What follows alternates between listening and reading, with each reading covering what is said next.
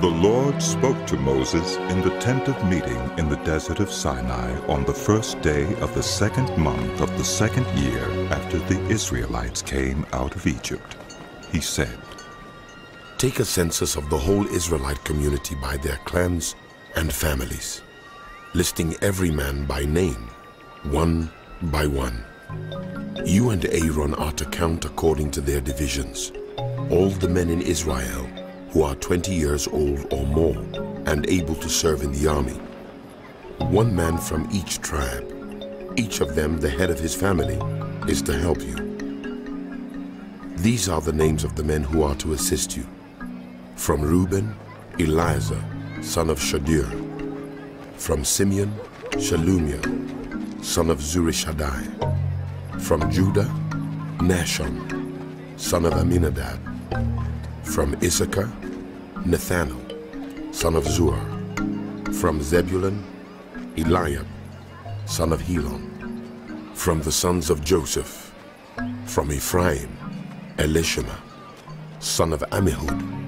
From Manasseh, Gamaliel, son of Pedazur. From Benjamin, Abidan, son of Gideoni. From Dan, Ahiezer, son of Ammishaddai.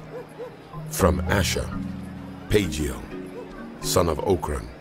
From Gad, Eliasaph, son of Deuel. From Naphtali, Ahira, son of Enan. These were the men appointed from the community, the leaders of their ancestral tribes. They were the heads of the clans of Israel. Moses and Aaron took these men whose names had been specified, and they called the whole community together on the first day of the second month. The people registered their ancestry by their clans and families, and the men 20 years old or more were listed by name, one by one, as the Lord commanded Moses. And so he counted them in the desert of Sinai. From the descendants of Reuben, the firstborn son of Israel, all the men 20 years old or more who were able to serve in the army were listed by name, one by one, according to the records of their clans and families. The number from the tribe of Reuben was 46,500. From the descendants of Simeon, all the men 20 years old or more who were able to serve in the army were counted and listed by name, one by one, according to the records of their clans and families. The number from the tribe of Simeon was 59,300.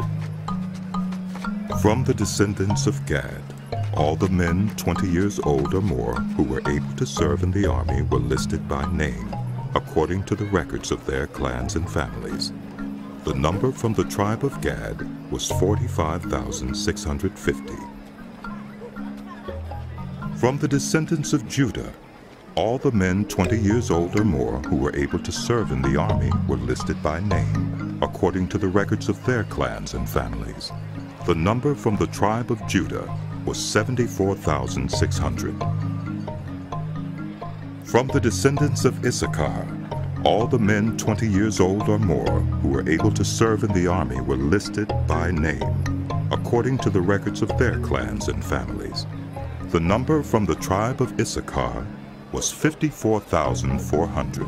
From the descendants of Zebulun, all the men 20 years old or more who were able to serve in the army were listed by name, according to the records of their clans and families. The number from the tribe of Zebulun was 57,400. From the sons of Joseph, from the descendants of Ephraim, all the men 20 years old or more who were able to serve in the army were listed by name, according to the records of their clans and families. The number from the tribe of Ephraim was 40,500. From the descendants of Manasseh, all the men 20 years old or more who were able to serve in the army were listed by name, according to the records of their clans and families.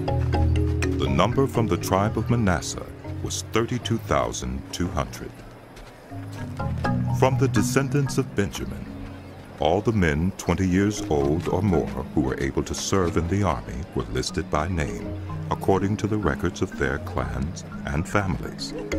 The number from the tribe of Benjamin was 35,400. From the descendants of Dan, all the men 20 years old or more who were able to serve in the army were listed by name, according to the records of their clans and families. The number from the tribe of Dan was 62,700. From the descendants of Asher, all the men 20 years old or more who were able to serve in the army were listed by name, according to the records of their clans and families. The number from the tribe of Asher was 41,500. From the descendants of Naphtali, all the men 20 years old or more who were able to serve in the army were listed by name, according to the records of their clans and families. The number from the tribe of Naphtali was 53,400. These were the men counted by Moses and Aaron and the 12 leaders of Israel, each one representing his family. All the Israelites 20 years old or more who were able to serve in Israel's army were counted according to their families. The total number was 603,550. The ancestral tribe of the Levites, however, was not counted along with the others. The Lord had said to Moses, "You must not count the tribe of Levi, or include them in the census of the other Israelites. Instead, appoint the Levites to be in charge of the tabernacle of the covenant law, over all its furnishings and everything belonging to it.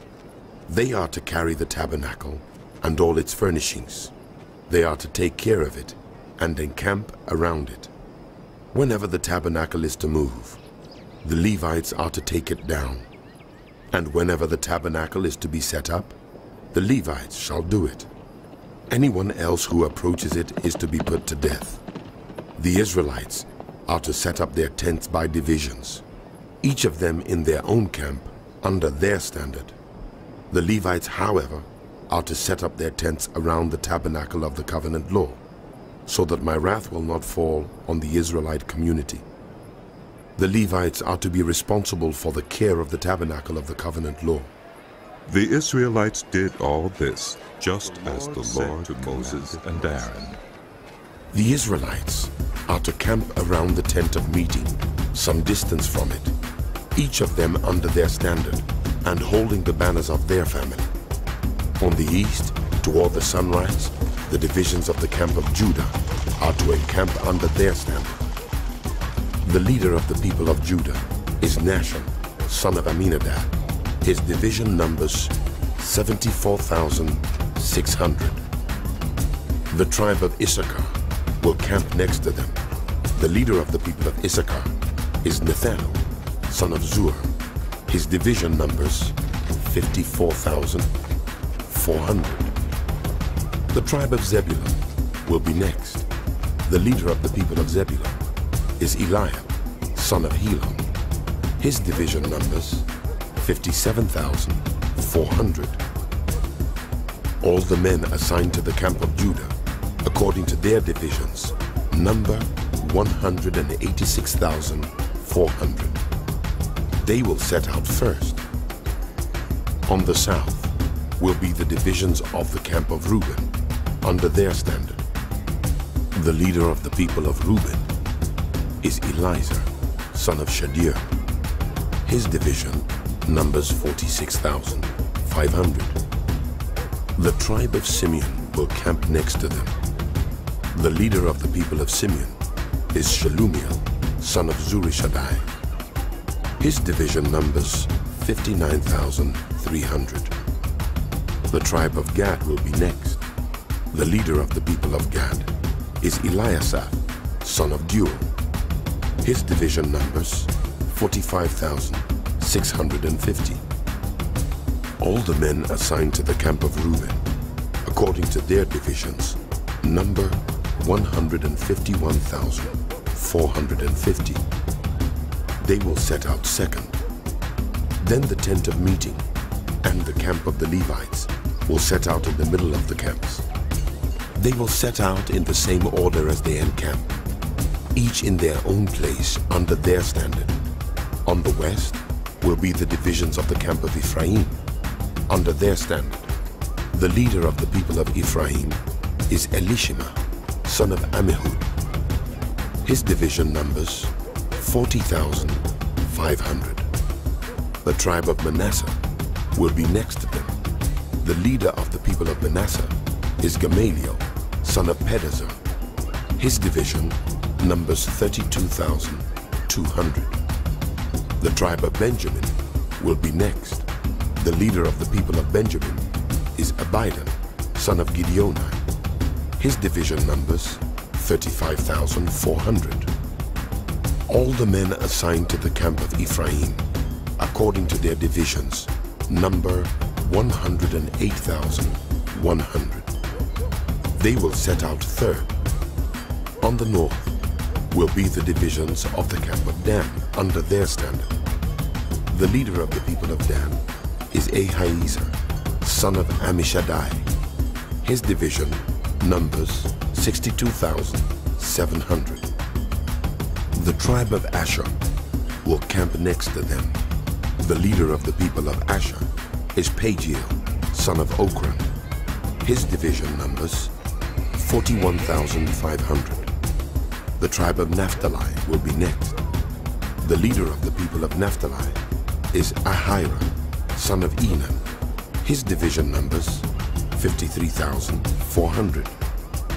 All the men assigned to the camp of Dan number 157,600. They will set out last under their standards. These are the Israelites, counted according to their families. All the men in the camps, by their divisions, number 603,550. The Levites, however, were not counted along with the other Israelites, as the Lord commanded Moses. So the Israelites did everything the Lord commanded Moses. That is the way they encamped under their standards, and that is the way they set out, each of them with the account of the family of Aaron and Moses at the time the Lord spoke to Moses on Mount Sinai. The names of the sons of Aaron were Nadab, the firstborn, and Abihu, Eleazar, and Ithamar. Those were the names of Aaron's sons, the anointed priests, who were ordained to serve as priests. Nadab and Abihu, however, died before the Lord when they made an offering with unauthorized fire before him in the desert of Sinai. They had no sons, so Eleazar and Ithamar served as priests during the lifetime of their father Aaron. The Lord said to Moses, "Bring the tribe of Levi and present them to Aaron the priest to assist him. They are to perform duties for him and for the whole community at the tent of meeting by doing the work of the tabernacle. They are to take care of all the furnishings of the tent of meeting, fulfilling the obligations of the Israelites by doing the work of the tabernacle. Give the Levites to Aaron and his sons. They are the Israelites who are to be given wholly to him. Appoint Aaron and his sons to serve as priests. Anyone else who approaches the sanctuary is to be put to death." The Lord also said to Moses, "I have taken the Levites from among the Israelites in place of the first male offspring of every Israelite woman. The Levites are mine, for all the firstborn are mine. When I struck down all the firstborn in Egypt, I set apart for myself every firstborn in Israel, whether human or animal. They are to be mine. I am the Lord." The Lord said to Moses in the desert of Sinai, "Count the Levites by their families and clans. Count every male, a month old or more." So Moses counted them, as he was commanded by the word of the Lord. These were the names of the sons of Levi: Gershon, Kohath, and Merari. These were the names of the Gershonite clans: Libni and Shimei. The Kohathite clans: Amram, Ishar, Hebron, and Uzziel. The Merarite clans, Mahli and Mushi.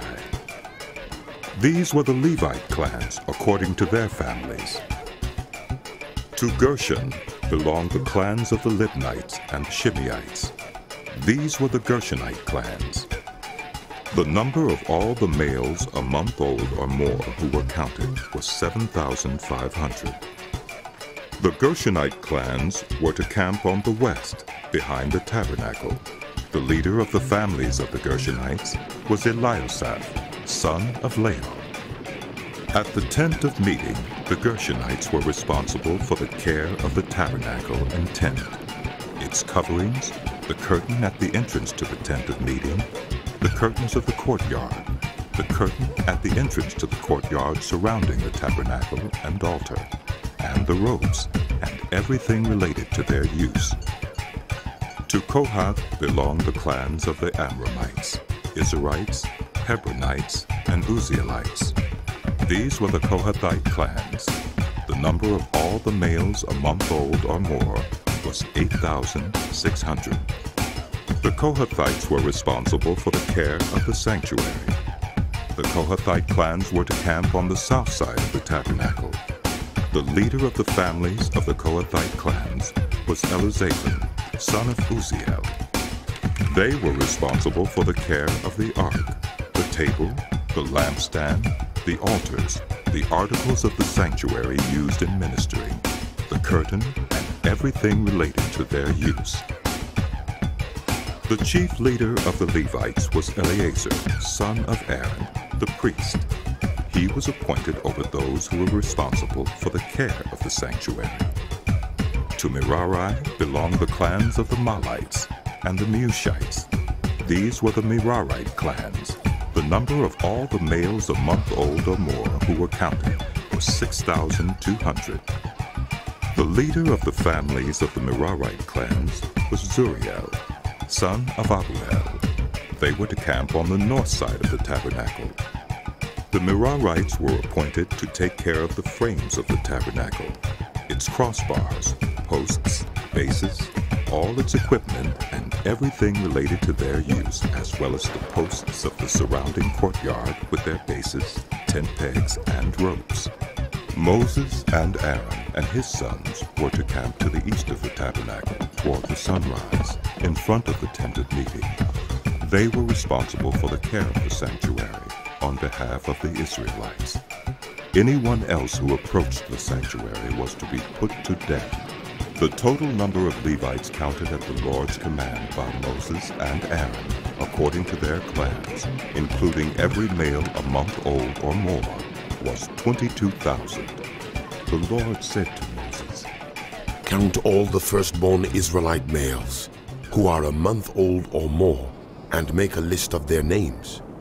Take the Levites for me in place of all the firstborn of the Israelites, and the livestock of the Levites in place of all the firstborn of the livestock of the Israelites. I am the Lord." So Moses counted all the firstborn of the Israelites, as the Lord commanded him. The total number of firstborn males a month old or more, listed by name, was 22,273. The Lord also said to Moses, "Take the Levites in place of all the firstborn of Israel, and the livestock of the Levites in place of their livestock.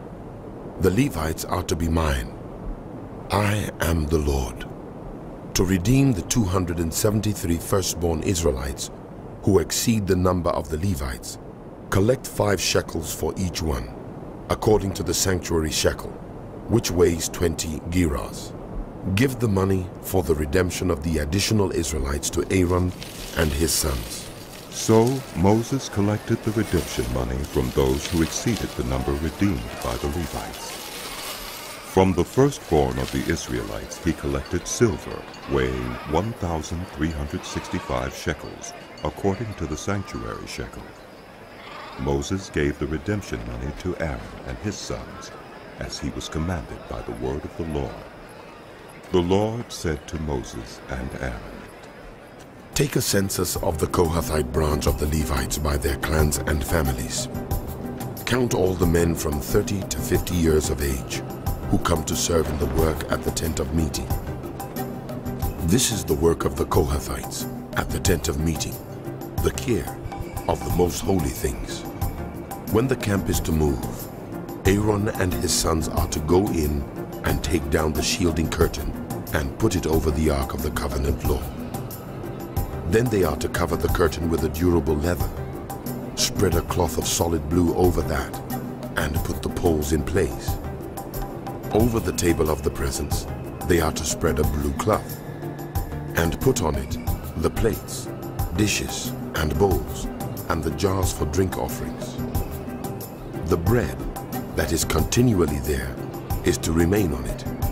They are to spread a scarlet cloth over them. Cover that with the durable leather, and put the poles in place. They are to take a blue cloth and cover the lampstand that is for light, together with its lamps, its wick trimmers and trays, and all its jars for the olive oil used to supply it. Then they are to wrap it and all its accessories in a covering of the durable leather and put it on a carrying frame.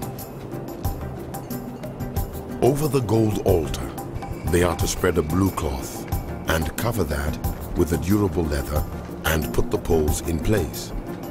They are to take all the articles used for ministering in the sanctuary, wrap them in a blue cloth, cover that with the durable leather, and put them on a carrying frame. They are to remove the ashes from the bronze altar and spread a purple cloth over it. Then they are to place on it all the utensils used for ministering at the altar, including the fire pans, meat forks, shovels, and sprinkling bowls. Over it, they are to spread a covering of the durable leather and put the poles in place. After Aaron and his sons have finished covering the holy furnishings and all the holy articles, and when the camp is ready to move, only then are the Kohathites to come and do the carrying. But they must not touch the holy things, or they will die. The Kohathites are to carry those things that are in the tent of meeting. Eleazar, son of Aaron, the priest, is to have charge of the oil for the light, the fragrant incense, the regular grain offering, and the anointing oil. He is to be in charge of the entire tabernacle and everything in it, including its holy furnishings and articles. The Lord said to Moses and Aaron, "See that the Kohathite tribal clans are not destroyed from among the Levites, so that they may live and not die when they come near the most holy things. Do this for them. Aaron and his sons are to go into the sanctuary and assign to each man his work and what he is to carry. But the Kohathites must not go in to look at the holy things, even for a moment, or they will die." The Lord said to Moses, "Take a census also of the Gershonites by their families and clans. Count all the men from 30 to 50 years of age who come to serve in the work at the tent of meeting. This is the service of the Gershonite clans in their carrying and their other work. They are to carry the curtains of the tabernacle, that is, the tent of meeting, its covering and its outer covering of durable leather, the curtains for the entrance to the tent of meeting, the curtains of the courtyard surrounding the tabernacle and altar, the curtain for the entrance to the courtyard, the ropes, and all the equipment used in the service of the tent. The Gershonites are to do all that needs to be done with these things. All their service, whether carrying or doing other work, is to be done under the direction of Aaron and his sons. You shall assign to them as their responsibility all they are to carry. This is the service of the Gershonite clans at the tent of meeting. Their duties are to be under the direction of Ithamar, son of Aaron the priest. Count the Merarites by their clans and families. Count all the men from 30 to 50 years of age who come to serve in the work at the tent of meeting. As part of all their service at the tent, They are to carry the frames of the tabernacle, its crossbars, posts and bases, as well as the posts of the surrounding courtyard with their bases, tent pegs, ropes, all their equipment and everything related to their use. Assign to each man the specific things he is to carry. This is the service of the Merarite clans as they work at the tent of meeting under the direction of Ithamar, son of Aaron the priest. Moses, Aaron, and the leaders of the community counted the Kohathites by their clans and families. All the men from 30 to 50 years of age who came to serve in the work at the tent of meeting, counted by clans, were 2,750. This was the total of all those in the Kohathite clans who served at the tent of meeting. Moses and Aaron counted them according to the Lord's command through Moses. The Gershonites were counted by their clans and families. All the men from 30 to 50 years of age who came to serve in the work at the tent of meeting, counted by their clans and families, were 2,630. This was the total of those in the Gershonite clans who served at the tent of meeting. Moses and Aaron counted them according to the Lord's command. The Merarites were counted by their clans and families. All the men from 30 to 50 years of age who came to serve in the work at the tent of meeting, counted by their clans, were 3,200. This was the total of those in the Merarite clans. Moses and Aaron counted them according to the Lord's command through Moses. So Moses, Aaron, and the leaders of Israel counted all the Levites by their clans and families. All the men from 30 to 50 years of age who came to do the work of serving and carrying the tent of meeting numbered 8,580. At the Lord's command through Moses, each was assigned his work and told what to carry. Thus they were counted, as the Lord commanded Moses. The Lord said to Moses, "Command the Israelites to send away from the camp anyone who has a defiling skin disease or a discharge of any kind, or who is ceremonially unclean because of a dead body. Send away male and female alike. Send them outside the camp, so they will not defile their camp, where I dwell among them." The Israelites did so. They sent them outside the camp. They did just as the Lord had instructed Moses. The Lord said to Moses, "Say to the Israelites, any man or woman who wrongs another in any way, and so is unfaithful to the Lord, is guilty and must confess the sin they have committed. They must make full restitution for the wrong they have done. Add a fifth of the value to it, and give it all to the person they have wronged. But if that person has no close relative to whom restitution can be made for the wrong, the restitution belongs to the Lord and must be given to the priest, along with the ram with which atonement is made for the wrongdoer. All the sacred contributions the Israelites bring to a priest will belong to him. All sacred gifts belong to the donors, but what they give to the priest will belong to the priest." Then the Lord said to Moses, "Speak to the Israelites and say to them, if a man's wife goes astray and is unfaithful to him, so that another man has sexual relations with her, and this is hidden from her husband, and her impurity is undetected, since there is no witness against her, and she has not been caught in the act, and if feelings of jealousy come over her husband, and he suspects his wife and she is impure, or if he is jealous and suspects her even though she is not impure, then he is to take his wife to the priest. He must also take an offering of 1/10 of an ephah of barley flour on her behalf. He must not pour oil on it or put incense on it, because it is a grain offering for jealousy, a reminder offering to draw attention to wrongdoing. The priest shall bring her and have her stand before the Lord. Then he shall take some holy water in a clay jar and put some dust from the tabernacle floor into the water. After the priest has had the woman stand before the Lord, he shall loosen her hair and place in her hands the reminder offering, the grain offering for jealousy, while he himself holds the bitter water that brings a curse. Then the priest shall put the woman under oath and say to her, "If no other man has had sexual relations with you, and you have not gone astray and become impure while married to your husband, may this bitter water that brings a curse not harm you.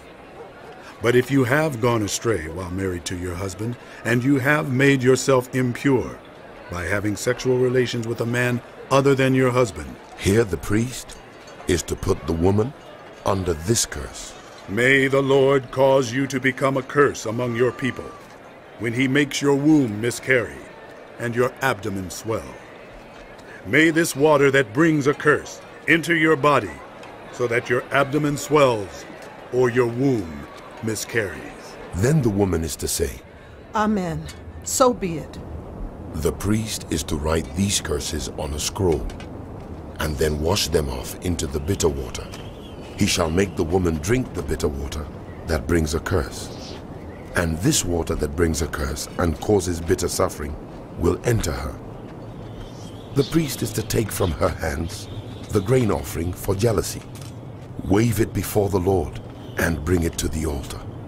The priest is then to take a handful of the grain offering as a memorial offering and burn it on the altar. After that, he is to have the woman drink the water. If she has made herself impure and been unfaithful to her husband, this will be the result.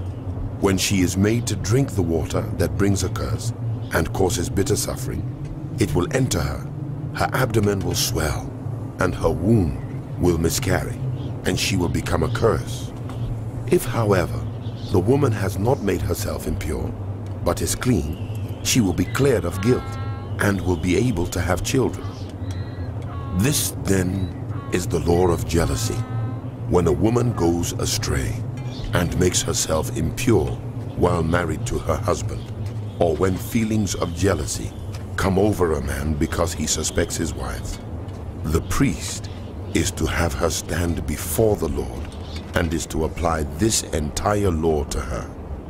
The husband will be innocent of any wrongdoing, but the woman will bear the consequences. Speak to the Israelites and say to them, if a man or woman wants to make a special vow, a vow of dedication to the Lord as a Nazirite, they must abstain from wine and other fermented drink, and must not drink vinegar made from wine or other fermented drink. They must not drink grape juice or eat grapes or raisins. As long as they remain under their Nazirite vow, they must not eat anything that comes from the grapevine, not even the seeds or skins. During the entire period of the Nazirite's vow, no razor may be used on their head. They must be holy until the period of their dedication to the Lord is over. They must let their hair grow long. Throughout the period of their dedication to the Lord, the Nazirite must not go near a dead body. Even if their own father or mother or brother or sister dies, they must not make themselves ceremonially unclean on account of them, because the symbol of their dedication to God is on their head. Throughout the period of their dedication, they are consecrated to the Lord. If someone dies suddenly in the Nazirite's presence, thus defiling the hair that symbolizes their dedication, they must shave their head on the 7th day, the day of their cleansing. Then on the 8th day, they must bring 2 doves or 2 young pigeons to the priest at the entrance to the tent of meeting. The priest is to offer one as a sin offering and the other as a burnt offering to make atonement for the Nazirite because they sinned by being in the presence of the dead body. That same day, they are to consecrate their head again. They must rededicate themselves to the Lord for the same period of dedication, and must bring a year-old male lamb as a guilt offering. The previous days do not count. because they became defiled during their period of dedication. Now, this is the law for the Nazirite when the period of their dedication is over. The Nazirite is to be brought to the entrance to the tent of meeting. There, they are to present their offerings to the Lord: a year-old male lamb without defect for a burnt offering, a year-old ewe lamb without defect for a sin offering, a ram without defect for a fellowship offering, together with their grain offerings and drink offerings, and a basket of bread made with the finest flour and without yeast, thick loaves with olive oil mixed in, and thin loaves brushed with olive oil. The priest is to present the Nazirite before the Lord and make the sin offering and the burnt offering. He is to present the basket of unleavened bread and is to sacrifice the ram as a fellowship offering to the Lord, together with its grain offering and drink offering. Then, at the entrance to the tent of meeting, the Nazirite must shave off the hair that symbolizes their dedication. They are to take the hair and put it in the fire that is under the sacrifice of the fellowship offering. After the Nazirite has shaved off the hair that symbolizes their dedication, the priest is to place in their hands a boiled shoulder of the ram, and one thick loaf and one thin loaf from the basket, both made without yeast. The priest shall then wave these before the Lord as a wave offering. They are holy and belong to the priest, together with the breast that was waved and the thigh that was presented. After that, the Nazirite may drink wine. This is the law of the Nazirite who vows offerings to the Lord in accordance with their dedication.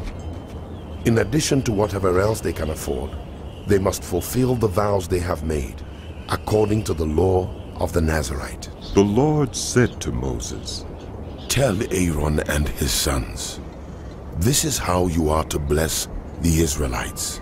Say to them, the Lord bless you and keep you. The Lord make his face shine on you and be gracious to you. The Lord turn his face toward you and give you peace. So they will put my name on the Israelites, and I will bless them." When Moses finished setting up the tabernacle, he anointed and consecrated it and all its furnishings. He also anointed and consecrated the altar and all its utensils. Then the leaders of Israel, the heads of the families who were the tribal leaders in charge of those who were counted, made offerings.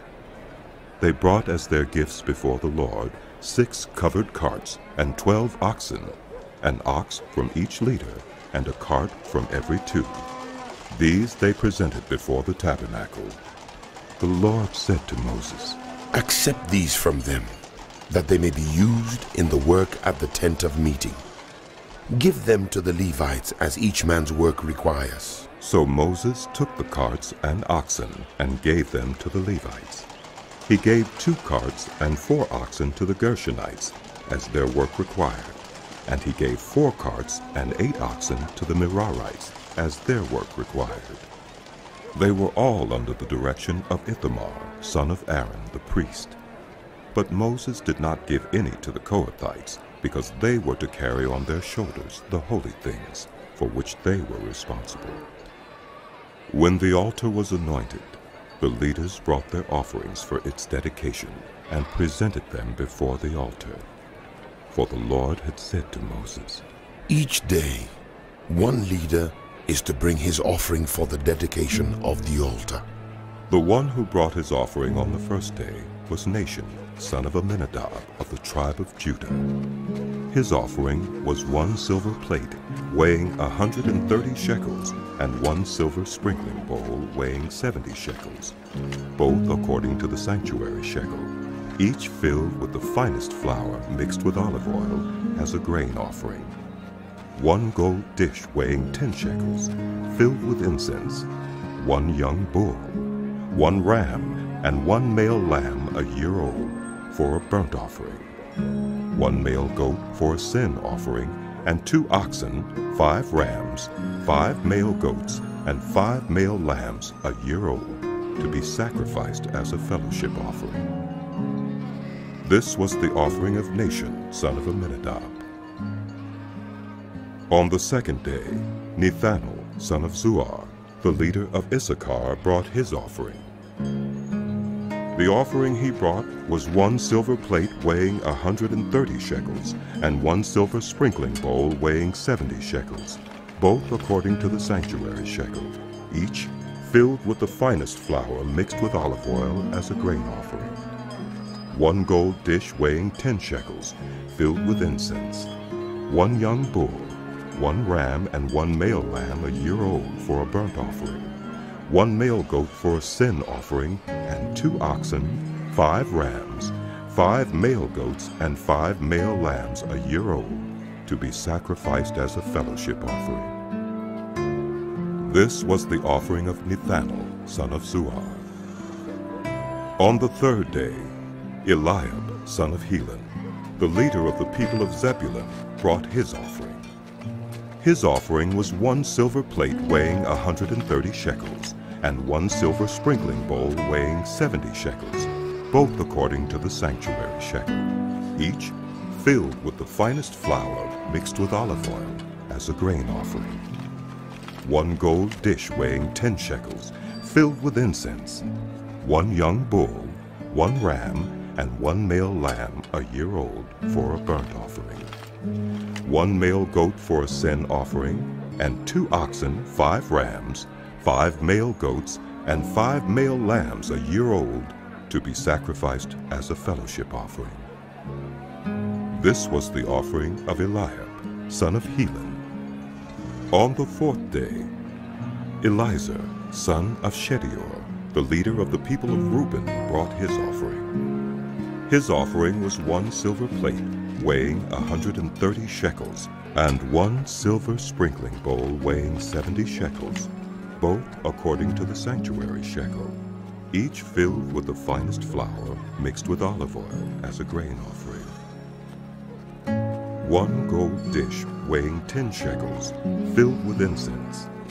1 young bull, 1 ram, and 1 male lamb a year old for a burnt offering. 1 male goat for a sin offering, and 2 oxen, 5 rams, 5 male goats, and 5 male lambs a year old, to be sacrificed as a fellowship offering. This was the offering of Elizur, son of Shedeur. On the 5th day, Shelumiel, son of Zurishaddai, the leader of the people of Simeon, brought his offering. His offering was 1 silver plate weighing 130 shekels, and 1 silver sprinkling bowl weighing 70 shekels, both according to the sanctuary shekel, each filled with the finest flour mixed with olive oil as a grain offering. 1 gold dish weighing 10 shekels, filled with incense. 1 young bull, 1 ram, and 1 male lamb a year old for a burnt offering. 1 male goat for a sin offering, and 2 oxen, 5 rams, 5 male goats, and 5 male lambs a year old, to be sacrificed as a fellowship offering. This was the offering of Shelumiel, son of Zurishaddai. On the 6th day, Eliasaph, son of Deuel, the leader of the people of Gad, brought his offering. His offering was 1 silver plate weighing 130 shekels, and 1 silver sprinkling bowl weighing 70 shekels, both according to the sanctuary shekel, each filled with the finest flour mixed with olive oil as a grain offering. 1 gold dish weighing 10 shekels, filled with incense.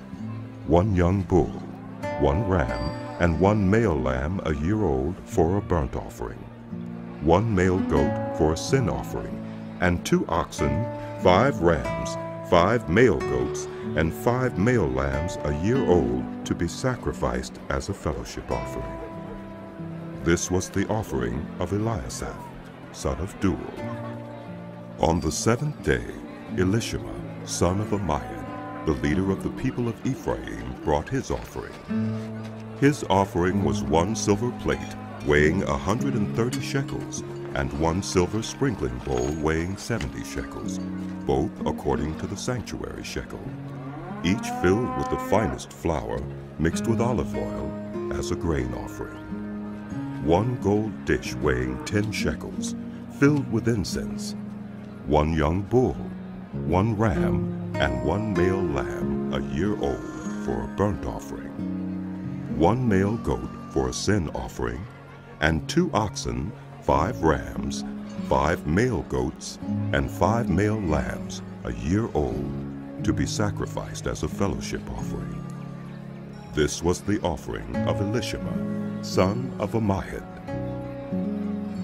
On the 8th day, Gamaliel, son of Pedazur, the leader of the people of Manasseh, brought his offering. His offering was 1 silver plate weighing 130 shekels, and 1 silver sprinkling bowl weighing 70 shekels, both according to the sanctuary shekel, each filled with the finest flour mixed with olive oil as a grain offering. 1 gold dish weighing 10 shekels, filled with incense, 1 young bull, 1 ram, and 1 male lamb a year old for a burnt offering, 1 male goat for a sin offering, and 2 oxen, 5 rams, 5 male goats, and 5 male lambs a year old to be sacrificed as a fellowship offering. This was the offering of Gamaliel, son of Pedazur.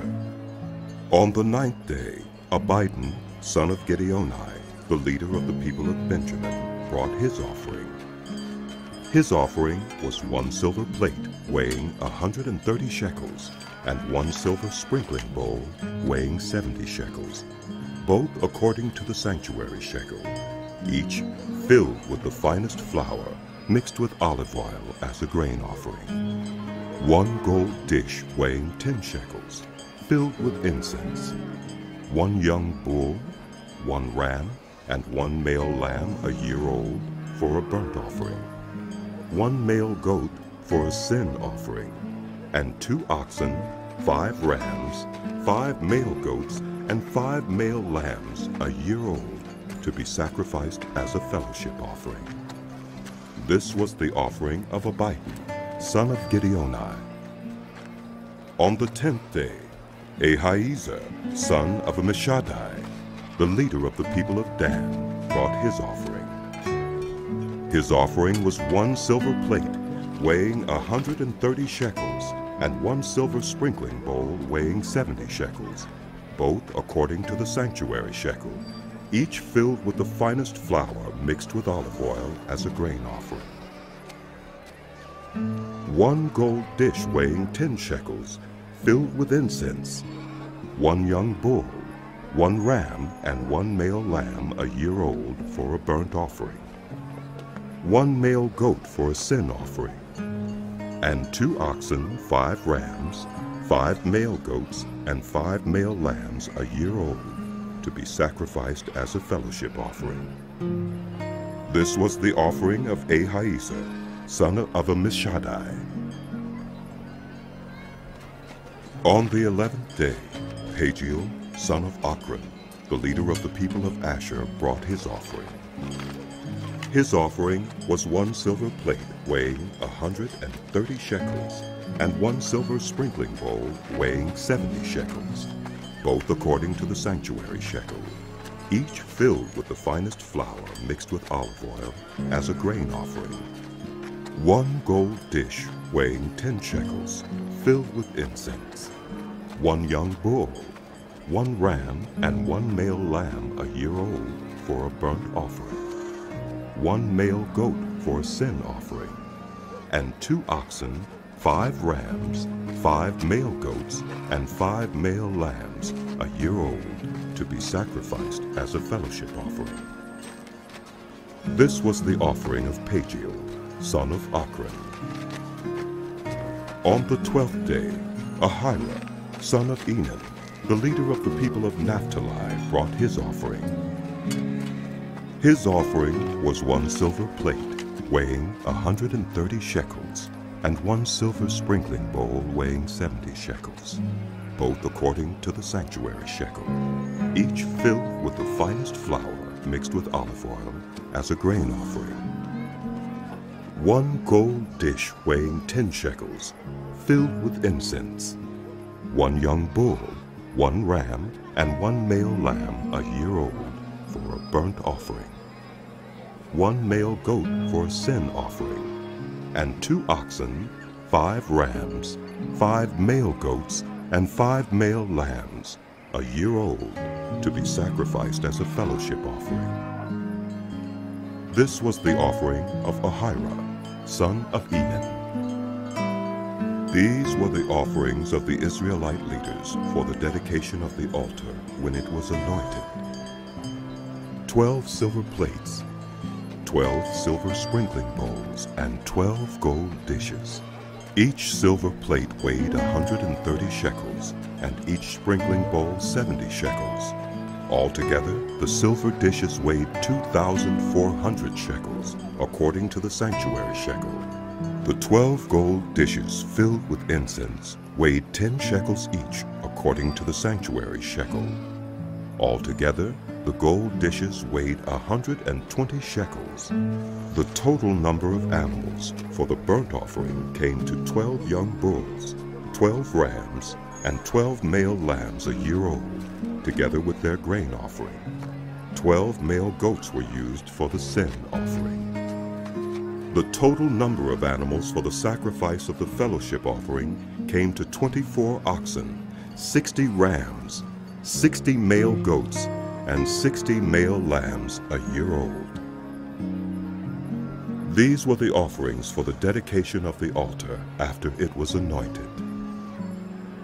When Moses entered the tent of meeting to speak with the Lord, he heard the voice speaking to him from between the 2 cherubim above the atonement cover on the Ark of the Covenant law.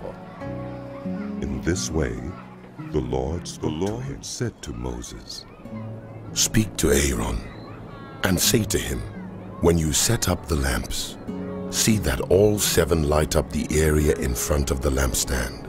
Aaron did so. He set up the lamps so that they faced forward on the lampstand, just as the Lord commanded Moses. This is how the lampstand was made. It was made of hammered gold from its base to its blossoms. The lampstand was made exactly like the pattern the Lord had shown Moses. The Lord said to Moses, "Take the Levites from among all the Israelites and make them ceremonially clean. To purify them, do this: sprinkle the water of cleansing on them. Then have them shave their whole bodies and wash their clothes, and so they will purify themselves.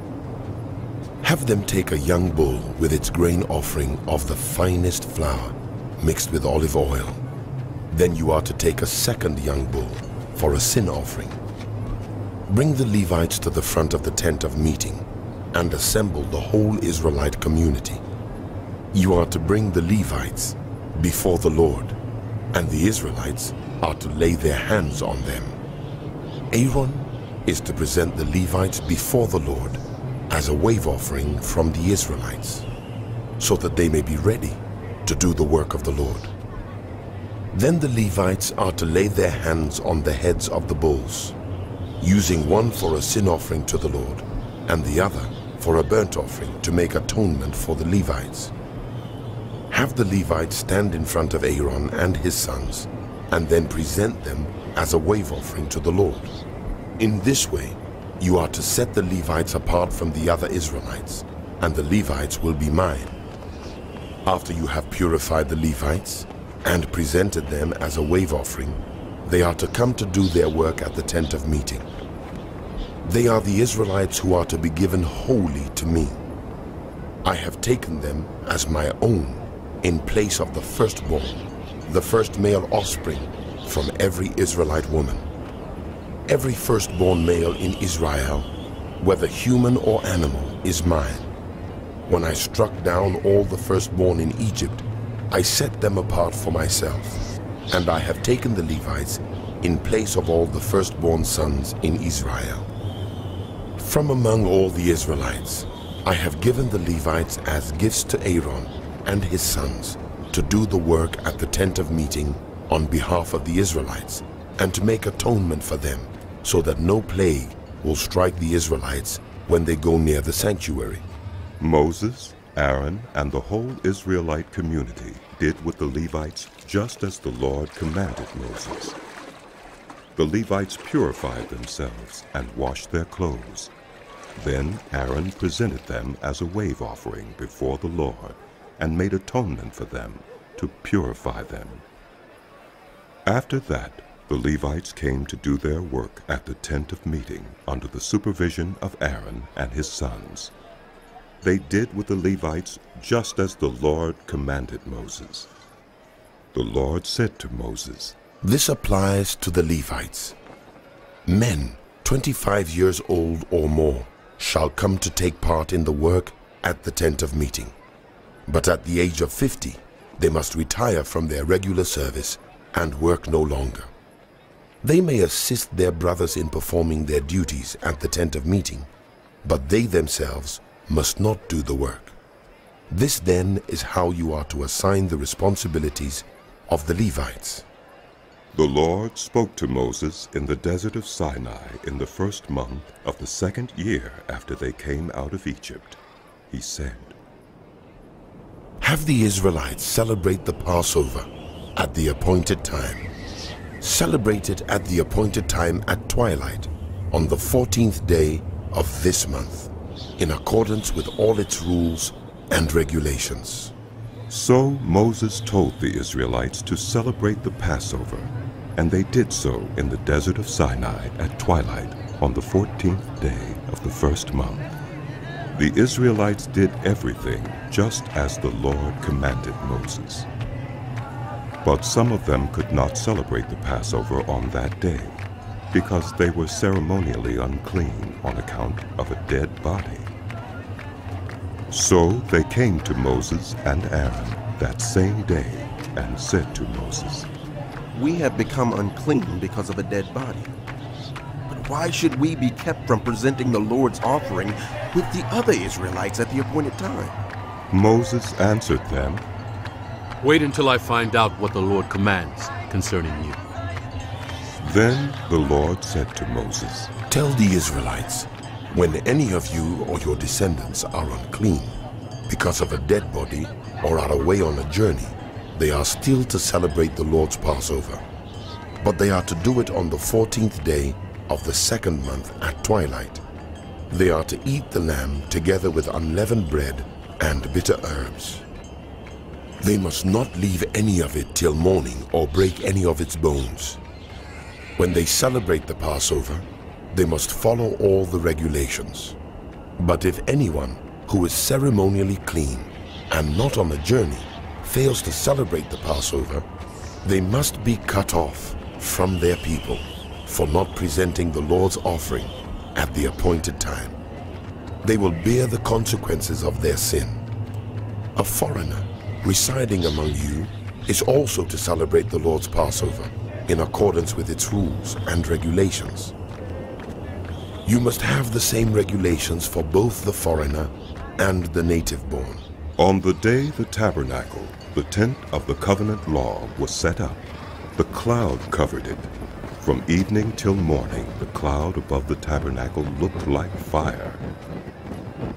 That is how it continued to be. The cloud covered it, and at night it looked like fire. Whenever the cloud lifted from above the tent, the Israelites set out. Wherever the cloud settled, the Israelites encamped. At the Lord's command, the Israelites set out, and at his command, they encamped. As long as the cloud stayed over the tabernacle, they remained in camp. When the cloud remained over the tabernacle a long time, the Israelites obeyed the Lord's order and did not set out. Sometimes the cloud was over the tabernacle only a few days.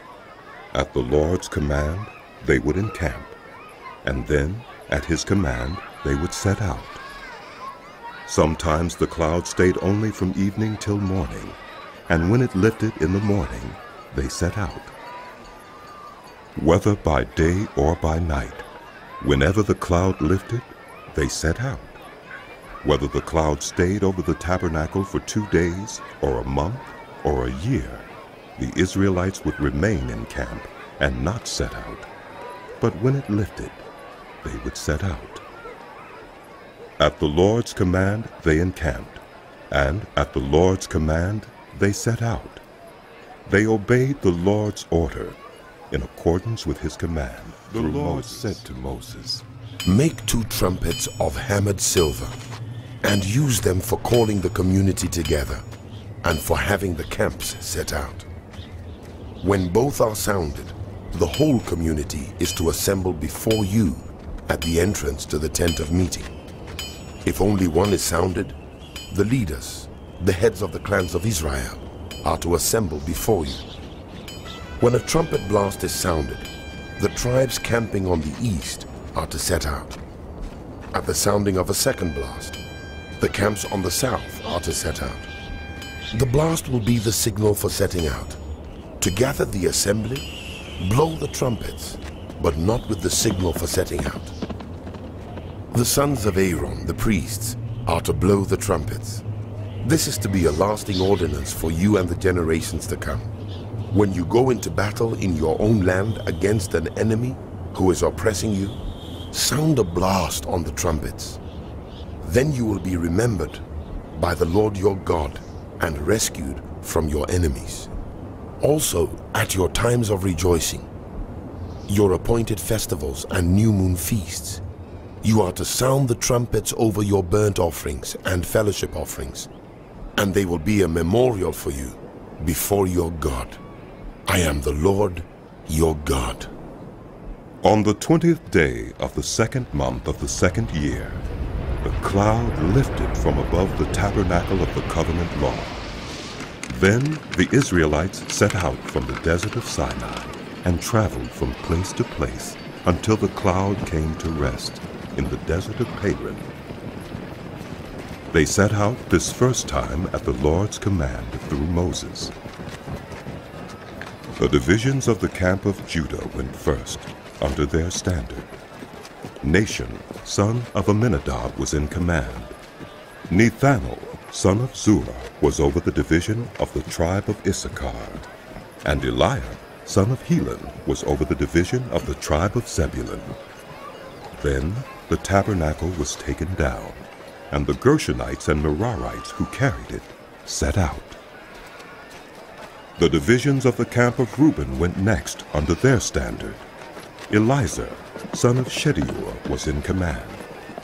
Shelumiel, son of Zurishaddai, was over the division of the tribe of Simeon. And Eliasaph, son of Deuel, was over the division of the tribe of Gad. Then the Kohathites set out, carrying the holy things.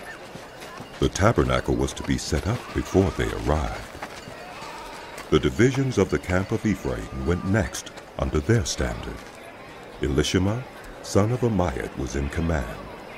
Gamaliel, son of Pedazur, was over the division of the tribe of Manasseh, and Abidan, son of Gideoni, was over the division of the tribe of Benjamin. Finally, as the rear guard for all the units, the divisions of the camp of Dan set out under their standard. Ahiezer, son of Ammishaddai, was in command. Pagiel, son of Ochran, was over the division of the tribe of Asher, and Ahira, son of Enan, was over the division of the tribe of Naphtali. This was the order of march for the Israelite divisions as they set out. Now Moses said to Hobab, son of Reuel the Midianite, Moses' father-in-law, "We are setting out for the place about which the Lord said, 'I will give it to you.' Come with us, and we will treat you well, for the Lord has promised good things to Israel." He answered, "No, I will not go. I am going back to my own land and my own people." But Moses said, "Please, do not leave us. You know where we should camp in the wilderness, and you can be our eyes. If you come with us, we will share with you whatever good things the Lord gives us." So they set out from the mountain of the Lord and traveled for 3 days. The ark of the covenant of the Lord went before them during those 3 days to find them a place to rest.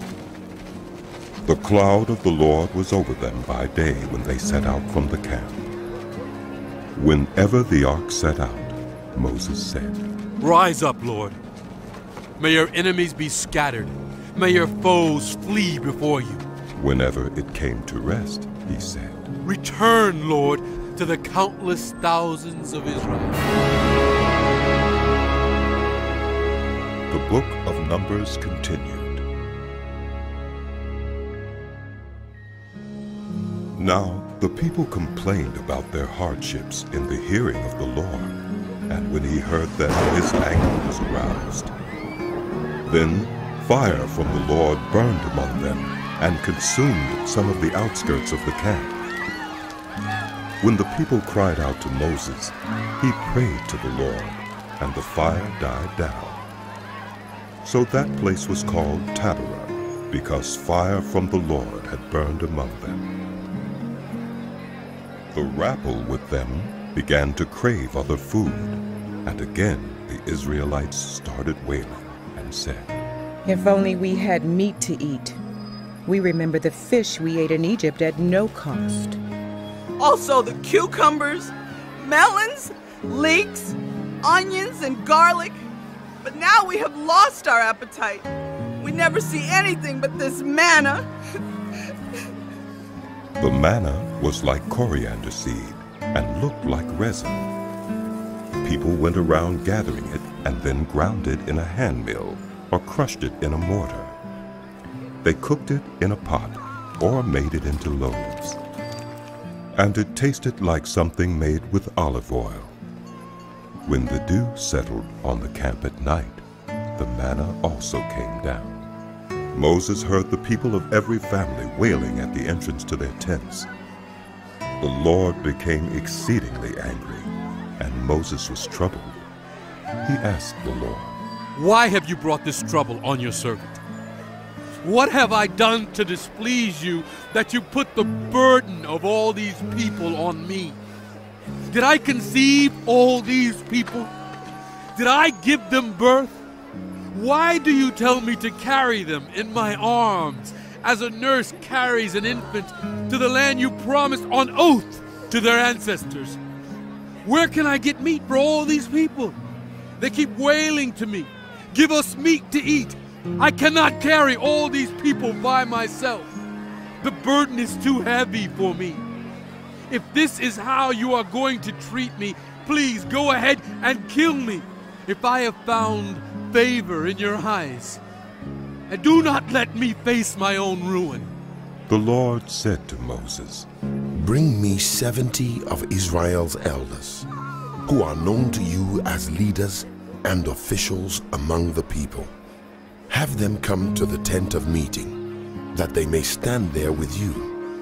I will come down and speak with you there, and I will take some of the power of the Spirit that is on you, and put it on them. They will share the burden of the people with you, so that you will not have to carry it alone. Tell the people, consecrate yourselves in preparation for tomorrow, when you will eat meat. The Lord heard you when you wailed, If only we had meat to eat. We were better off in Egypt. Now the Lord will give you meat, and you will eat it. You will not eat it for just 1 day, or 2 days, or 5, 10, or 20 days, but for a whole month, until it comes out of your nostrils and you loathe it, because you have rejected the Lord who is among you, and have wailed before him, saying, Why did we ever leave Egypt? But Moses said, Here I am among 600,000 men on foot, and you say, I will give them meat to eat for a whole month. Would they have enough if flocks and herds were slaughtered for them? Would they have enough if all the fish in the sea were caught for them? The Lord answered Moses, Is the Lord's arm too short?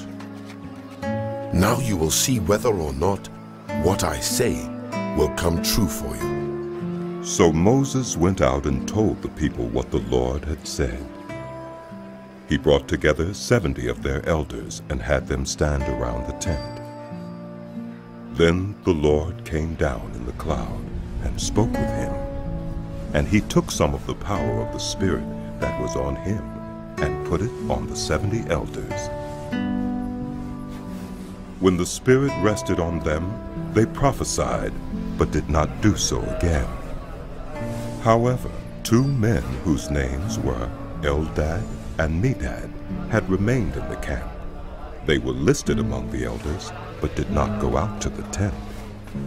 Yet the Spirit also rested on them, and they prophesied in the camp. A young man ran and told Moses. Eldad and Medad are prophesying in the camp. Joshua, son of Nun, who had been Moses' aide since youth, spoke up and said, Moses, my lord, stop them. But Moses replied, Are you jealous for my sake? I wish that all the Lord's people were prophets, and that the Lord would put his Spirit on them. Then Moses and the elders of Israel returned to the camp. Now a wind went out from the Lord and drove quail in from the sea. It scattered them up to 2 cubits deep all around the camp, as far as a day's walk in any direction. All that day and night, and all the next day, the people went out and gathered quail. No one gathered less than 10 homers. Then they spread them out all around the camp. But while the meat was still between their teeth, and before it could be consumed, the anger of the Lord burned against the people, and he struck them with a severe plague. Therefore the place was named Kibroth Hattaavah, because there they buried the people who had craved other food. From Kibroth Hattaavah, the people traveled to Huzireth and stayed there. Miriam and Aaron began to talk against Moses because of his Cushite wife, for he had married a Cushite. Has the Lord spoken only through Moses? They asked. Hasn't he also spoken through us?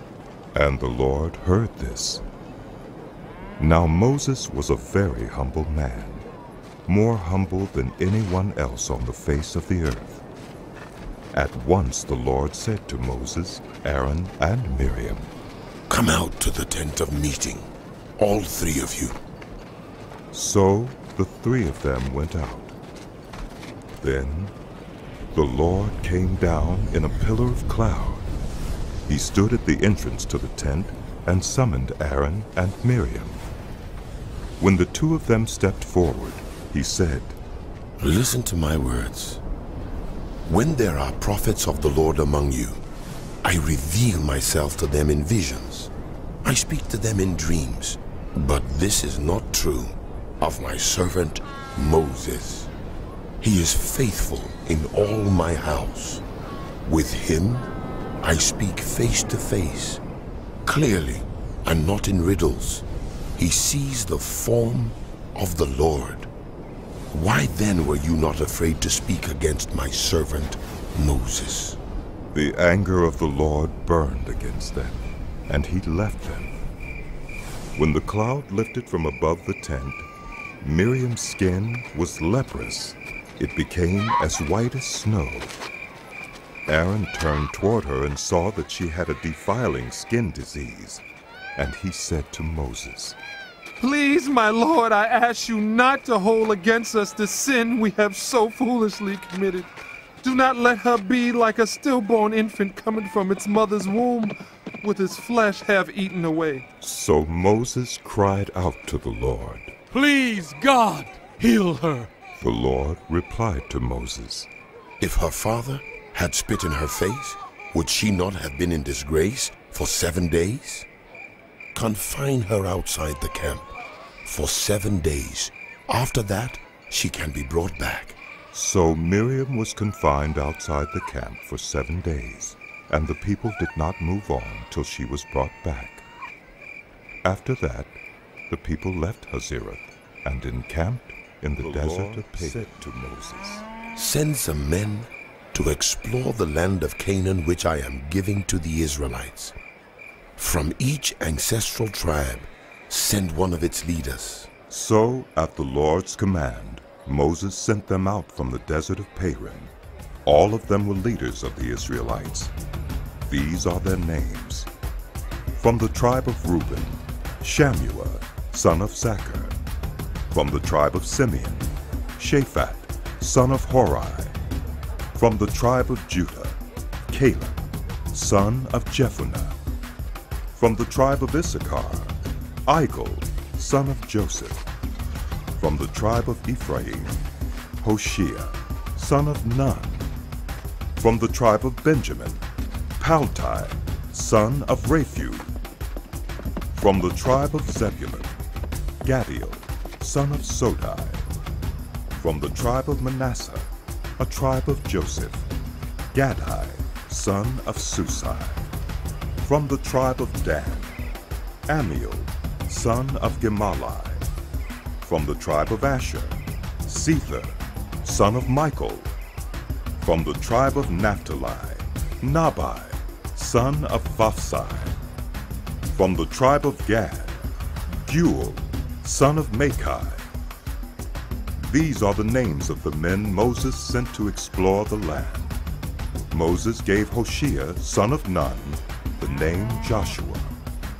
When Moses sent them to explore Canaan, he said, "Go up through the Negev and on into the hill country.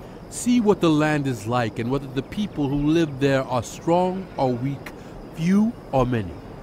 What kind of land do they live in? Is it good or bad? What kind of towns do they live in? Are they unwalled or fortified? How is the soil? Is it fertile or poor? Are there trees in it or not? Do your best to bring back some of the fruit of the land." It was the season for the first ripe grapes. So they went up and explored the land from the desert of Zin as far as Rehob, toward Lebo-Hamath. They went up through the Negev and came to Hebron, where Ahiman, Shishai, and Talmai, the descendants of Anak, lived. Hebron had been built 7 years before Zoan in Egypt. When they reached the valley of Eshcol, they cut off a branch bearing a single cluster of grapes. 2 of them carried it on a pole between them, along with some pomegranates and figs. That place was called the Valley of Eshcol, because of the cluster of grapes the Israelites cut off there. At the end of 40 days they returned from exploring the land. They came back to Moses and Aaron and the whole Israelite community at Kadesh in the desert of Paran. There they reported to them and to the whole assembly and showed them the fruit of the land. They gave Moses this account. "We went into the land to which you sent us, and it does flow with milk and honey. Here is its fruit. But the people who live there are powerful, and the cities are fortified and very large. We even saw descendants of Anak there. The Amalekites live in the Negev. The Hittites, Jebusites, and Amorites live in the hill country, and the Canaanites live near the sea and along the Jordan." Then Caleb silenced the people before Moses and said, "We should go up and take possession of the land, for we can certainly do it." But the men who had gone up with him said, "We can't attack those people. They are stronger than we are." And they spread among the Israelites a bad report about the land they had explored. They said, "The land we explored devours those living in it. All the people we saw there are of great size. We saw the Nephilim there. The descendants of Anak come from the Nephilim. We seem like grasshoppers in our own eyes, and we look the same to them." That night, all the members of the community raised their voices and wept aloud. All the Israelites grumbled against Moses and Aaron, and the whole assembly said to them, "If only we had died in Egypt, or in this wilderness. Why is the Lord bringing us to this land only to let us fall by the sword? Our wives and children will be taken as plunder. Wouldn't it be better for us to go back to Egypt?" And they said to each other, "We should choose a leader and go back to Egypt." Then Moses and Aaron fell face down in front of the whole Israelite assembly gathered there. Joshua, son of Nun, and Caleb, son of Jephunneh, who were among those who had explored the land, tore their clothes and said to the entire Israelite assembly, "The land we passed through and explored is exceedingly good. If the Lord is pleased with us, He will lead us into that land, a land flowing with milk and honey. and will give it to us. Only do not rebel against the Lord. And do not be afraid of the people of the land, because we will devour them. Their protection is gone, but the Lord is with us. Do not be afraid of them. But the whole assembly talked about stoning them. Then the glory of the Lord appeared at the tent of meeting to all the Israelites. The Lord said to Moses, "How long will these people treat me with contempt? How long will they refuse to believe in me, in spite of all the signs I have performed among them? I will strike them down with a plague and destroy them, but I will make you into a nation greater and stronger than they." Moses said to the Lord, "Then the Egyptians will hear about it. By your power you brought these people up from among them, and they will tell the inhabitants of this land about it. They have already heard that you, Lord, are with these people, and that you, Lord, have been seen face to face, that your cloud stays over them, and that you go before them in a pillar of cloud by day and a pillar of fire by night. If you put these people to death all at one time, the nations who have heard this report about you will say, 'The Lord was not able to bring these people into the land he promised them on oath, so he slaughtered them in the wilderness.' Now may the Lord's strength be displayed, just as you have declared. The Lord is slow to anger, abounding in love, and forgiving sin and rebellion, yet he does not leave the guilty unpunished. He punishes the children for the sin of the parents to the third and fourth generation. In accordance with your great love, forgive the sin of these people, just as you have pardoned them from the time they left Egypt until now." The Lord replied, "I have forgiven them, as you asked. Nevertheless, as surely as I live, and as surely as the glory of the Lord fills the whole earth, not one of those who saw my glory and the signs I performed in Egypt and in the wilderness, but who disobeyed me and tested me 10 times, not one of them will ever see the land I promised on oath to their ancestors. No one who has treated me with contempt will ever see it, but because my servant Caleb has a different spirit and follows me wholeheartedly, I will bring him into the land he went to, and his descendants will inherit it. Since the Amalekites and Canaanites are living in the valleys, turn back tomorrow and set out toward the desert along the route to the Red Sea." The Lord said to Moses and Aaron, "How long will this wicked community grumble against me? I have heard the complaints of these grumbling Israelites. So tell them, as surely as I live, declares the Lord, I will do to you the very thing I heard you say.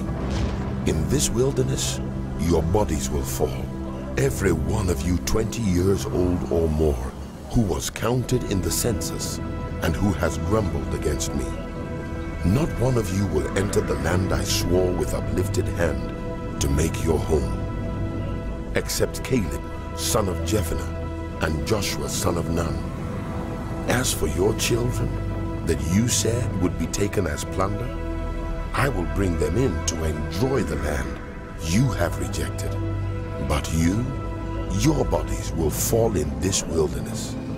Your children will be shepherds here for 40 years, suffering for your unfaithfulness, until the last of your bodies lies in the wilderness. For 40 years, 1 year for each of the 40 days you explored the land, you will suffer for your sins and know what it is like to have me against you. I, the Lord, have spoken, and I will surely do these things to this whole wicked community, which has banded together against me. They will meet their end in this wilderness.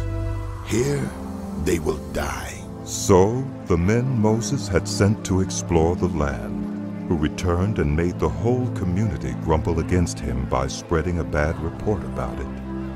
These men who were responsible for spreading the bad report about the land were struck down and died of a plague before the Lord. Of the men who went to explore the land, only Joshua, son of Nun, and Caleb, son of Jephunneh, survived. When Moses reported this to all the Israelites, they mourned bitterly. Early the next morning they set out for the highest point in the hill country, saying, "Now we are ready to go up to the land the Lord promised."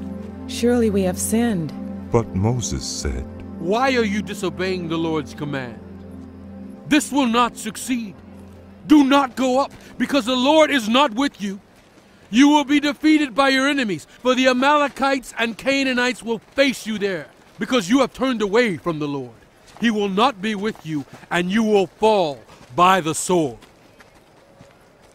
Nevertheless, in their presumption, they went up toward the highest point in the hill country, though neither Moses nor the ark of the Lord's covenant moved from the camp. Then the Amalekites and Canaanites who lived in that hill country came down and attacked them and beat them down all the way to Moses. "Speak to the Israelites and say to them, after you enter the land I am giving you as a home, and you present to the Lord food offerings from the herd or the flock, as an aroma pleasing to the Lord, whether burnt offerings or sacrifices, for special vows or free will offerings or festival offerings, then the person who brings an offering shall present to the Lord a grain offering of 1/10 of an ephah of the finest flour mixed with 1/4 of a hin of olive oil. With each lamb for the burnt offering or the sacrifice, prepare 1/4 of a hin of wine as a drink offering. With a ram, prepare a grain offering of 2/10 of an ephah of the finest flour mixed with 1/3 of a hin of olive oil and 1/3 of a hin of wine as a drink offering. Offer it as an aroma pleasing to the Lord. When you prepare a young bull as a burnt offering or sacrifice, for a special vow or a fellowship offering to the Lord, bring with the bull a grain offering of 3/10 of an ephah of the finest flour mixed with 1/2 a hin of olive oil, and also bring 1/2 a hin of wine as a drink offering. This will be a food offering, an aroma pleasing to the Lord. Each bull or ram, each lamb or young goat is to be prepared in this manner. Do this for each one, for as many as you prepare. Everyone who is native born must do these things in this way when they present a food offering as an aroma pleasing to the Lord. For the generations to come, whenever a foreigner or anyone else living among you presents a food offering as an aroma pleasing to the Lord, they must do exactly as you do. The community is to have the same rules for you and for the foreigner residing among you. This is a lasting ordinance for the generations to come. You and the foreigner shall be the same before the Lord. The same laws and regulations will apply both to you and to the foreigner residing among you. The Lord said to Moses, "Speak to the Israelites and say to them, when you enter the land to which I am taking you, and you eat the food of the land, present a portion as an offering to the Lord. Present a loaf from the first of your ground meal, and present it as an offering from the threshing floor. Throughout the generations to come, you are to give this offering to the Lord from the first of your ground meal.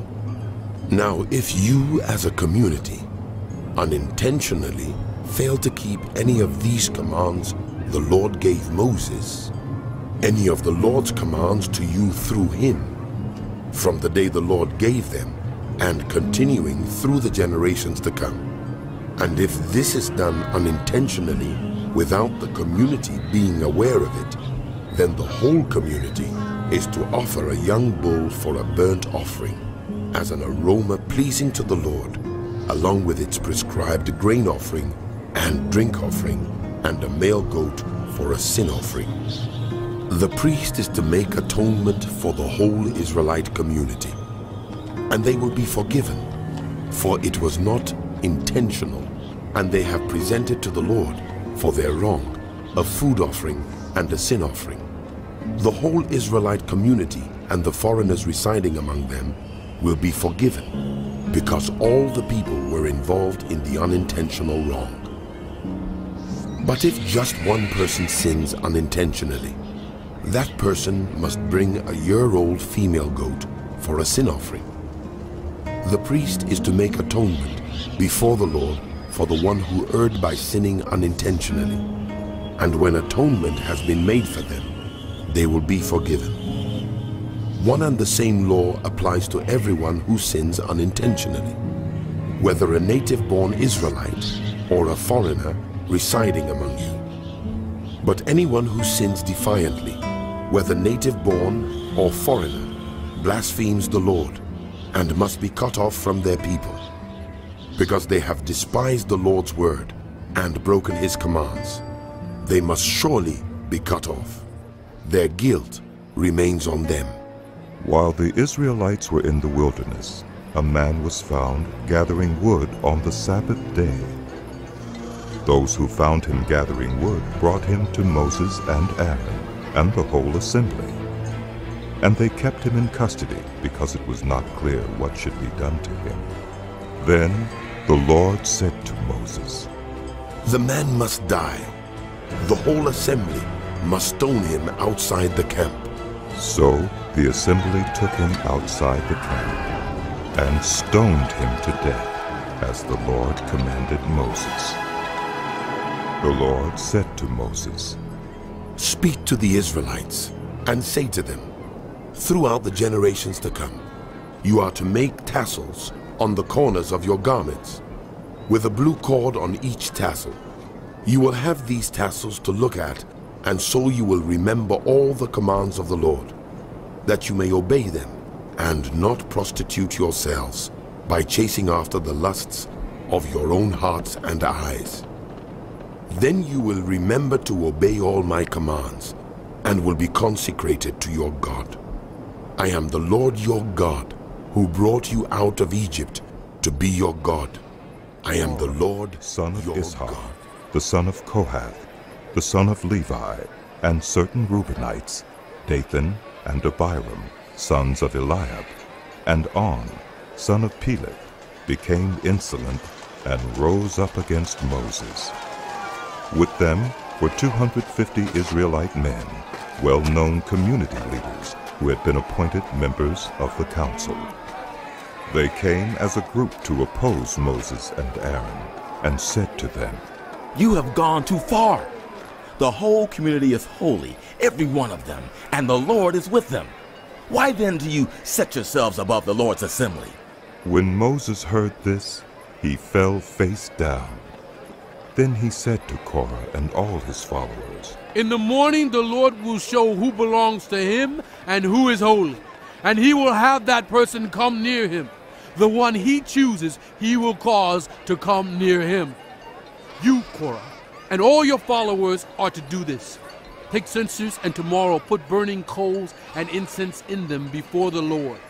The man the Lord chooses will be the one who is holy. You Levites have gone too far." Moses also said to Korah, "Now listen, you Levites. Isn't it enough for you that the God of Israel has separated you from the rest of the Israelite community and brought you near himself to do the work at the Lord's tabernacle and to stand before the community and minister to them?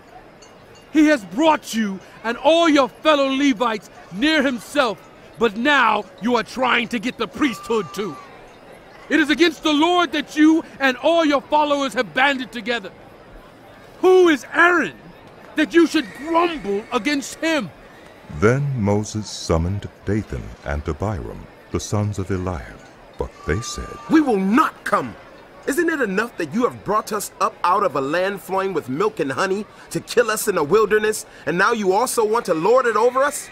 Moreover, you haven't brought us into a land flowing with milk and honey, or given us an inheritance of fields and vineyards. Do you want to treat these men like slaves? No, we will not come.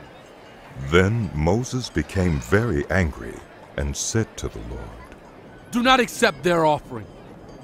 I have not taken so much as a donkey from them, nor have I wronged any of them. Moses said to Korah, You and all your followers are to appear before the Lord tomorrow. You and they and Aaron. Each one is to take his censer and put incense in it. 250 censers in all, and present it before the Lord. You and Aaron are to present your censers also. So each one took his censer, put burning coals and incense in it, and stood with Moses and Aaron at the entrance to the tent of meeting. When Korah had gathered all his followers in opposition to them at the entrance to the tent of meeting, the glory of the Lord appeared to the entire assembly. The Lord said to Moses and Aaron, Separate yourselves from this assembly, so I can put an end to them at once. But Moses and Aaron fell face down and cried out, Oh God, God of every human spirit, will you be angry with the entire assembly when only one man sins?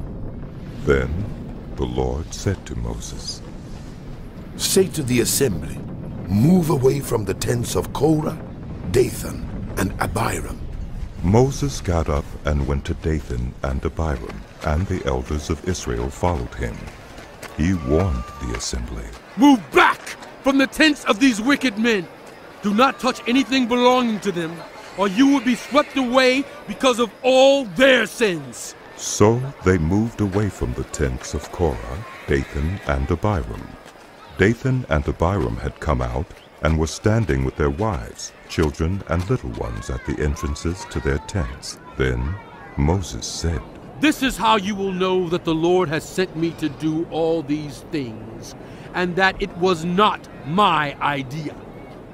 If these men die a natural death and suffer the common fate of all human beings, then the Lord has not sent me. But if the Lord brings about something totally new, and the earth opens its mouth and swallows them with everything that belongs to them, and they go down alive into the realm of the dead, then you will know that these men have treated the Lord with contempt. As soon as he finished saying all this, the ground under them split apart, and the earth opened its mouth and swallowed them and their households, and all those associated with Korah, together with their possessions. They went down alive into the realm of the dead with everything they owned. The earth closed over them, and they perished and were gone from the community. At their cries, all the Israelites around them fled, shouting, The earth is going to swallow us too! And fire came out from the Lord and consumed the 250 men who were offering the incense. The Lord said to Moses, Tell Eleazar, son of Aaron, the priest, to remove the censers from the charred remains and scatter the coals some distance away, for the censers are holy, the censers of the men who sinned at the cost of their lives.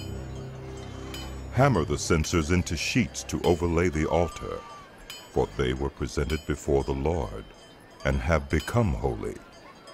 Let them be a sign to the Israelites. So Eleazar the priest collected the bronze censers brought by those who had been burned to death, and he had them hammered out to overlay the altar, as the Lord directed him through Moses. This was to remind the Israelites that no one except a descendant of Aaron should come to burn incense before the Lord, or he would become like Korah and his followers. The next day, the whole Israelite community grumbled against Moses and Aaron. You have killed the Lord's people, They said. But when the assembly gathered in opposition to Moses and Aaron and turned toward the tent of meeting, suddenly the cloud covered it, and the glory of the Lord appeared. Then Moses and Aaron went to the front of the tent of meeting, and the Lord said to Moses, Get away from this assembly, so I can put an end to them at once. And they fell face down. Then Moses said to Aaron, Take your censer and put incense in it, along with burning coals on the altar, and hurry to the assembly to make atonement for them. Wrath has come out from the Lord. The plague has started. So Aaron did as Moses said, and ran into the midst of the assembly. The plague had already started among the people, but Aaron offered the incense and made atonement for them. He stood between the living and the dead, and the plague stopped. But 14,700 people died from the plague, in addition to those who had died because of Korah. Then Aaron returned to Moses at the entrance to the tent of meeting. The Lord said the plague had stopped. Speak to the Israelites and get 12 staffs from them, one from the leader of each of their ancestral tribes. Write the name of each man on his staff. On the staff of Levi, write Aaron's name, for there must be one staff for the head of each ancestral tribe. Place them in the tent of meeting in front of the Ark of the Covenant law, where I meet with you. The staff belonging to the man I choose will sprout, and I will rid myself of this constant grumbling against you by the Israelites. So Moses spoke to the Israelites, and their leaders gave him 12 staffs, one for the leaders of each of their ancestral tribes, and Aaron's staff was among them. Moses placed the staffs before the Lord in the tent of the covenant law. The next day, Moses entered the tent and saw that Aaron's staff, which represented the house of Levi, had not only sprouted, but had budded, blossomed, and produced almonds. Then Moses brought out all the staffs from the Lord's presence to all the Israelites. They looked at them, and each of the leaders took his own staff. The Lord said to Moses, Put back Aaron's staff in front of the Ark of the Covenant law, to be kept as a sign to the rebellious. This will put an end to their grumbling against me, so that they will not die. Moses did just as the Lord commanded him. The Israelites said to Moses, We will die. We are lost. We are all lost.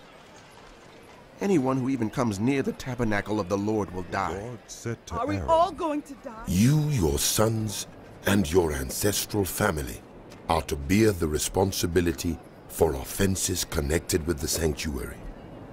And you and your sons alone are to bear the responsibility for offenses connected with the priesthood. Bring your fellow Levites from your ancestral tribe to join you and assist you when you and your sons minister before the tent of the covenant law. They are to be responsible to you and are to perform all the duties of the tent, but they must not go near the furnishings of the sanctuary or the altar. Otherwise, both they and you will die. They are to join you and be responsible for the care of the tent of meeting, all the work at the tent, and no one else may come near where you are. You are to be responsible for the care of the sanctuary and the altar, so that my wrath will not fall on the Israelites again. I myself have selected your fellow Levites from among the Israelites as a gift to you, dedicated to the Lord to do the work at the tent of meeting. But only you and your sons may serve as priests in connection with everything at the altar and inside the curtain. I am giving you the service of the priesthood as a gift. Anyone else who comes near the sanctuary is to be put to death. Then the Lord said to Aaron, I myself have put you in charge of the offerings presented to me. All the holy offerings the Israelites give me, I give to you and your sons as your portion, your perpetual share. You are to have the part of the most holy offerings that is kept from the fire. From all the gifts they bring me, as most holy offerings, whether grain or sin or guilt offerings, that part belongs to you and your sons. Eat it as something most holy. Every male shall eat it. You must regard it as holy. This also is yours. whatever is set aside from the gifts of all the wave offerings of the Israelites. I give this to you and your sons and daughters as your perpetual share. Everyone in your household who is ceremonially clean may eat it. I give you all the finest olive oil and all the finest new wine and grain they give the Lord as the firstfruits of their harvest. All the land's firstfruits that they bring to the Lord will be yours. Everyone in your household who is ceremonially clean may eat it. Everything in Israel that is devoted to the Lord is yours. The first offspring of every womb, both human and animal, that is offered to the Lord is yours. But you must redeem every firstborn son and every firstborn male of unclean animals. When they are a month old, you must redeem them at the redemption price set at 5 shekels of silver, according to the sanctuary shekel, which weighs 20 gerahs. But you must not redeem the firstborn of a cow, a sheep, or a goat. They are holy. Splash their blood against the altar and burn their fat as a food offering, an aroma pleasing to the Lord. Their meat is to be yours, just as the breast of the wave offering and the right thigh are yours. Whatever is set aside from the holy offerings the Israelites present to the Lord, I give to you and your sons and daughters as your perpetual share. It is an everlasting covenant of salt before the Lord, for both you and your offspring.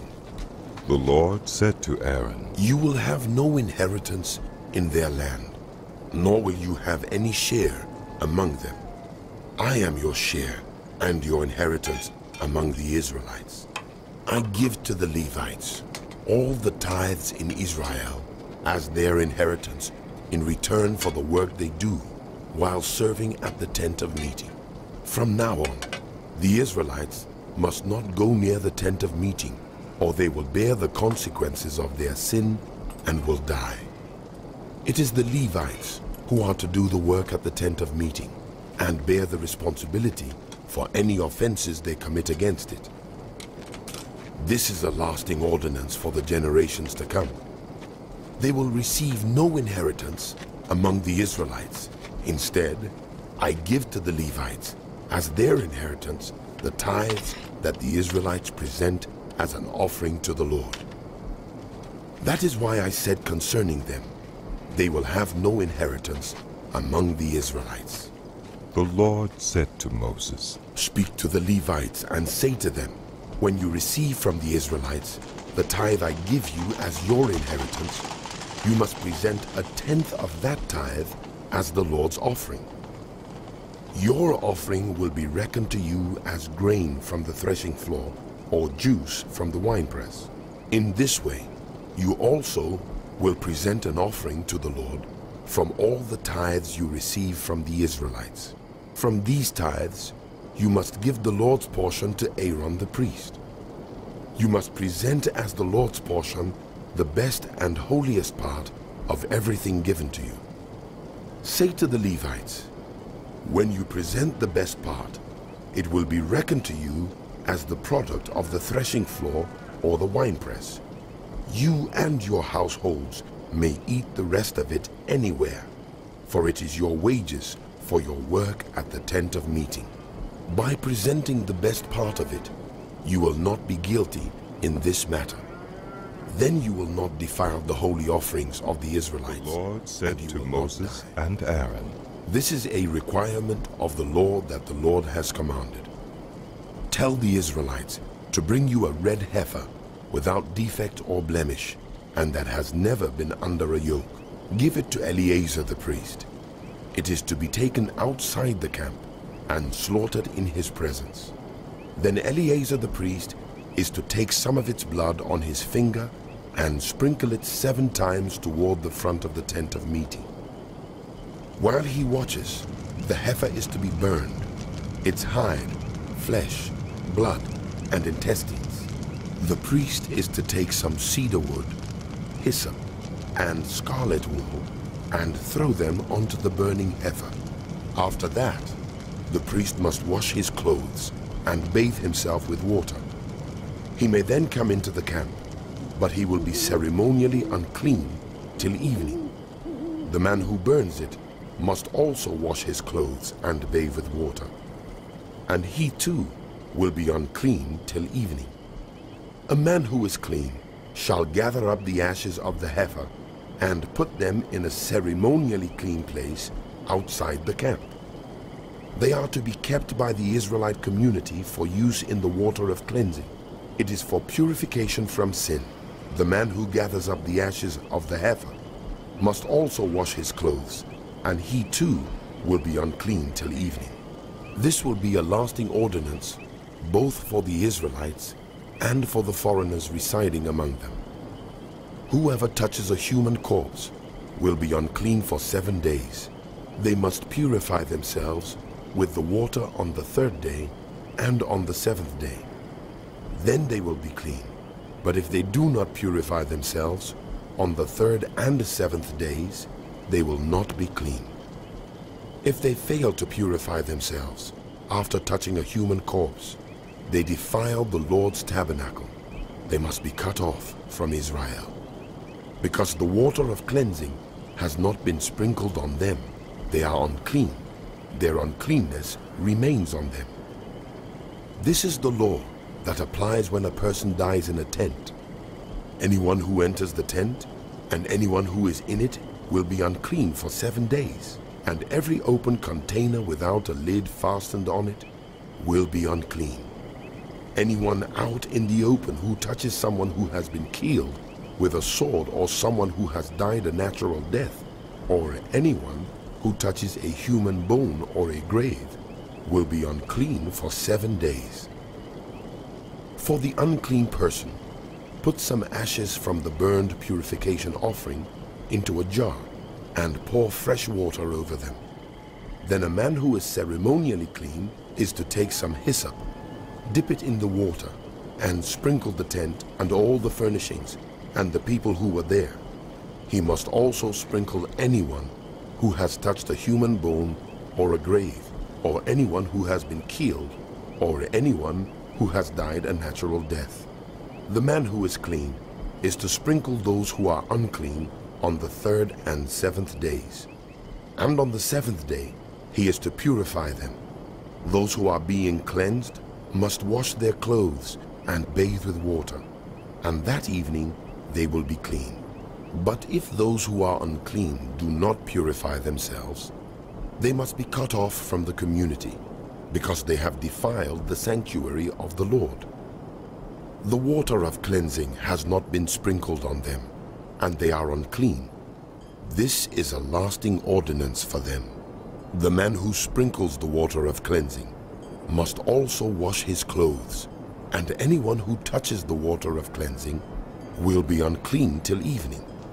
Anything that an unclean person touches becomes unclean, and anyone who touches it becomes unclean till the whole Israelite community arrived at the desert of Sin, and they stayed at Kadesh. There Miriam died and was buried. Now there was no water for the community, and the people gathered in opposition to Moses and Aaron. They quarreled with Moses and said, "If only we had died when our brothers fell dead before the Lord. Why did you bring the Lord's community into this wilderness? That we and our livestock should die here? Why did you bring us up out of Egypt to this terrible place? It has no grain or figs, grapevines or pomegranates, and there's no water to drink." Moses and Aaron went from the assembly to the entrance to the tent of meeting and fell face down, and the glory of the Lord appeared to them. The Lord said to Moses, "Take the staff, and you and your brother Aaron gather the assembly together. Speak to that rock before their eyes, and it will pour out its water. You will bring water out of the rock for the community, so they and their livestock can drink." So Moses took the staff from the Lord's presence, just as he commanded him.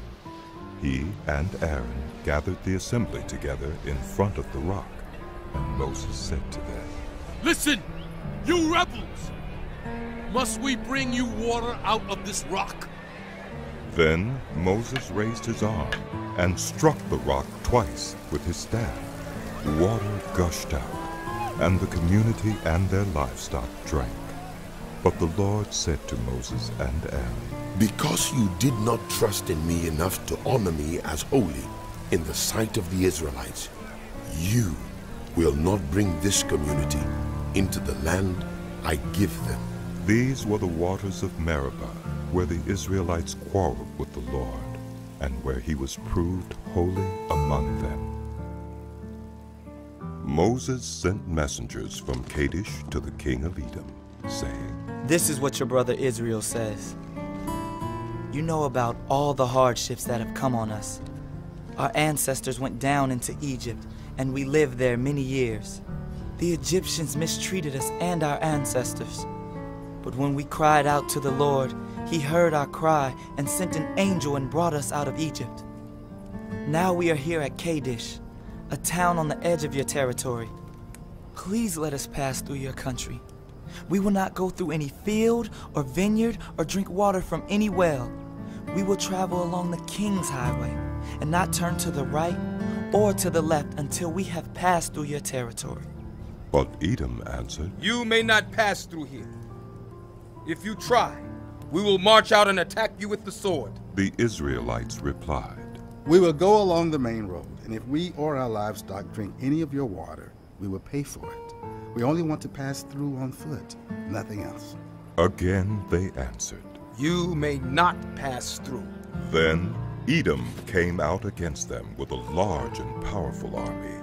Since Edom refused to let them go through their territory, Israel turned away from them.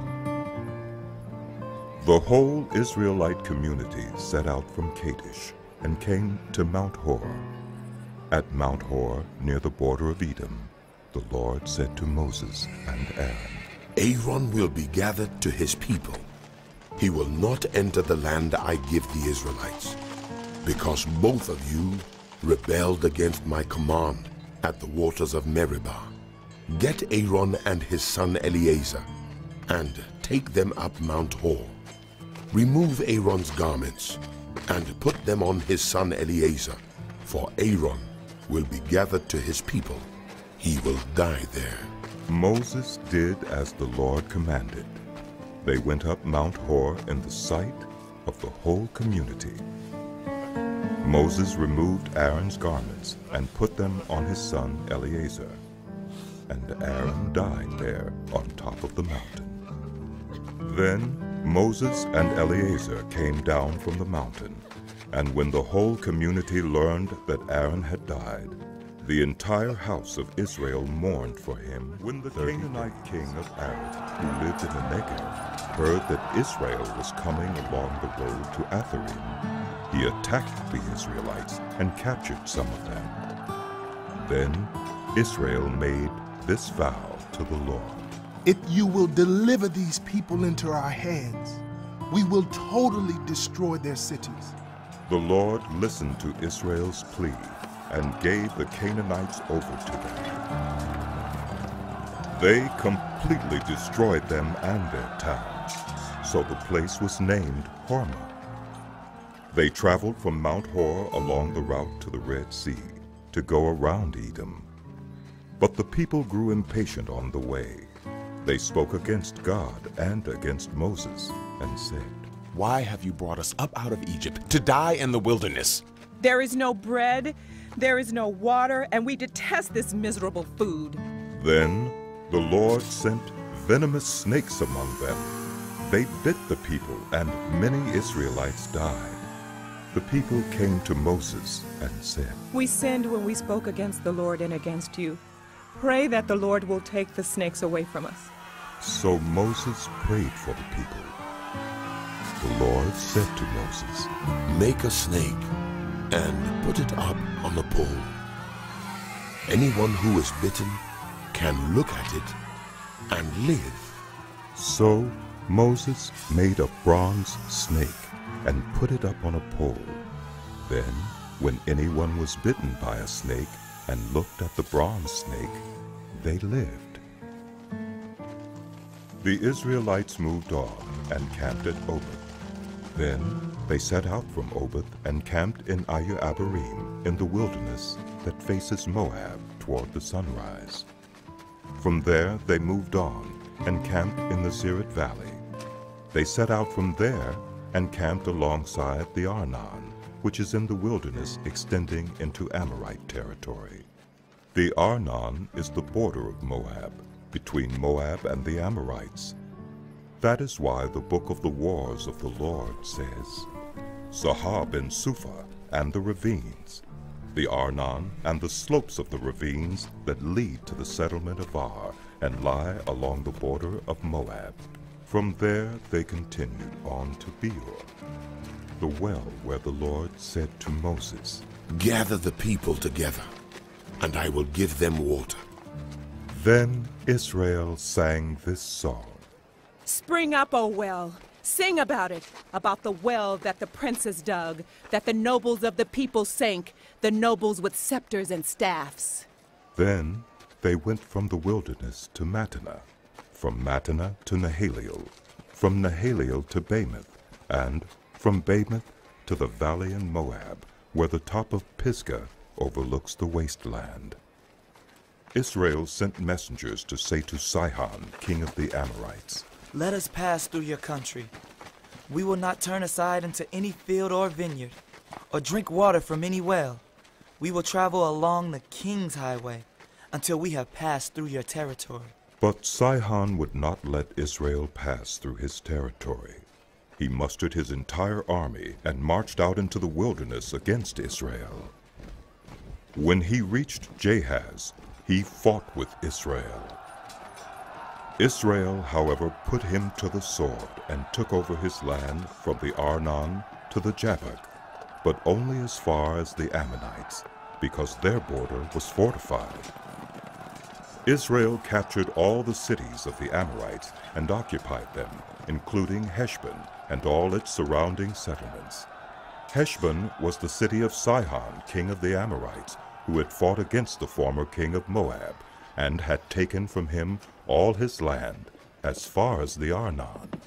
That is why the poets say, Come to Heshbon, and let it be rebuilt. Let Sihon's city be restored. Fire went out from Heshbon, a blaze from the city of Sihon. It consumed Ar of Moab, the citizens of Arnon's heights. Woe to you, Moab!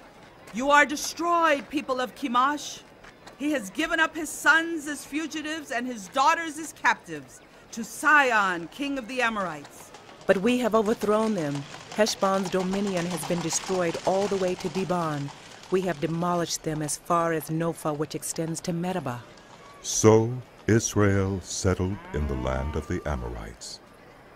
After Moses had sent spies to Jazer, the Israelites captured its surrounding settlements and drove out the Amorites who were there. Then they turned and went up along the road toward Bashan, and Og, king of Bashan, and his whole army marched out to meet them in battle at Edrei. The Lord said to Moses, Do not be afraid of him, for I have delivered him into your hands, along with his whole army and his land. Do to him what you did to Sihon, king of the Amorites, who reigned in Heshbon. So they struck him down, together with his sons and his whole army, leaving them no survivors. And they took possession. The Israelites traveled to the plains of Moab and camped along the Jordan, across from Jericho. Now Balak, son of Zippor, saw all that Israel had done to the Amorites, and Moab was terrified, because there were so many people. Indeed, Moab was filled with dread because of the Israelites. The Moabites said to the elders of Midian, This horde is going to lick up everything around us, as an ox licks up the grass of the field. So Balak, son of Zippor, who was king of Moab at that time, sent messengers to summon Balaam, son of Beor, who was at Pethor, near the Euphrates River, in his native land. Balak said, A people has come out of Egypt. They cover the face of the land and have settled next to me. Now come and put a curse on these people, because they are too powerful for me. Perhaps then I will be able to defeat them and drive them out of the land. For I know that whoever you bless is blessed, and whoever you curse is cursed.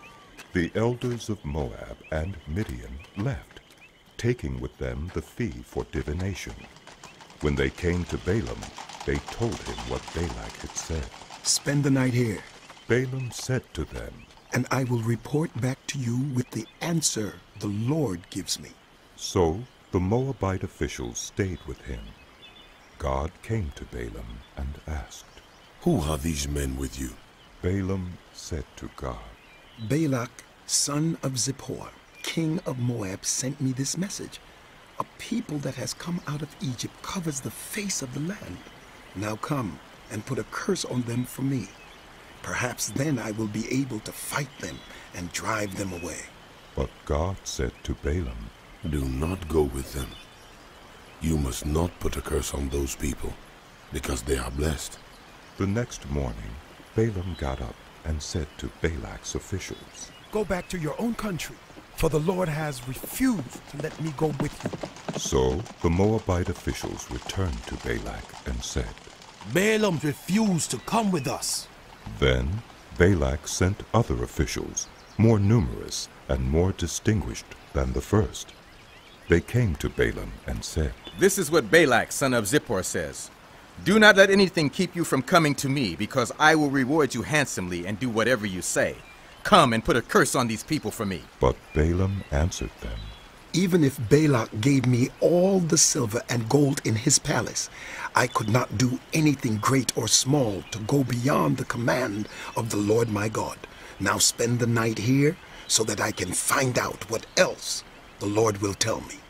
That night, God came to Balaam and said, Since these men have come to summon you, go with them, but do only what I tell you.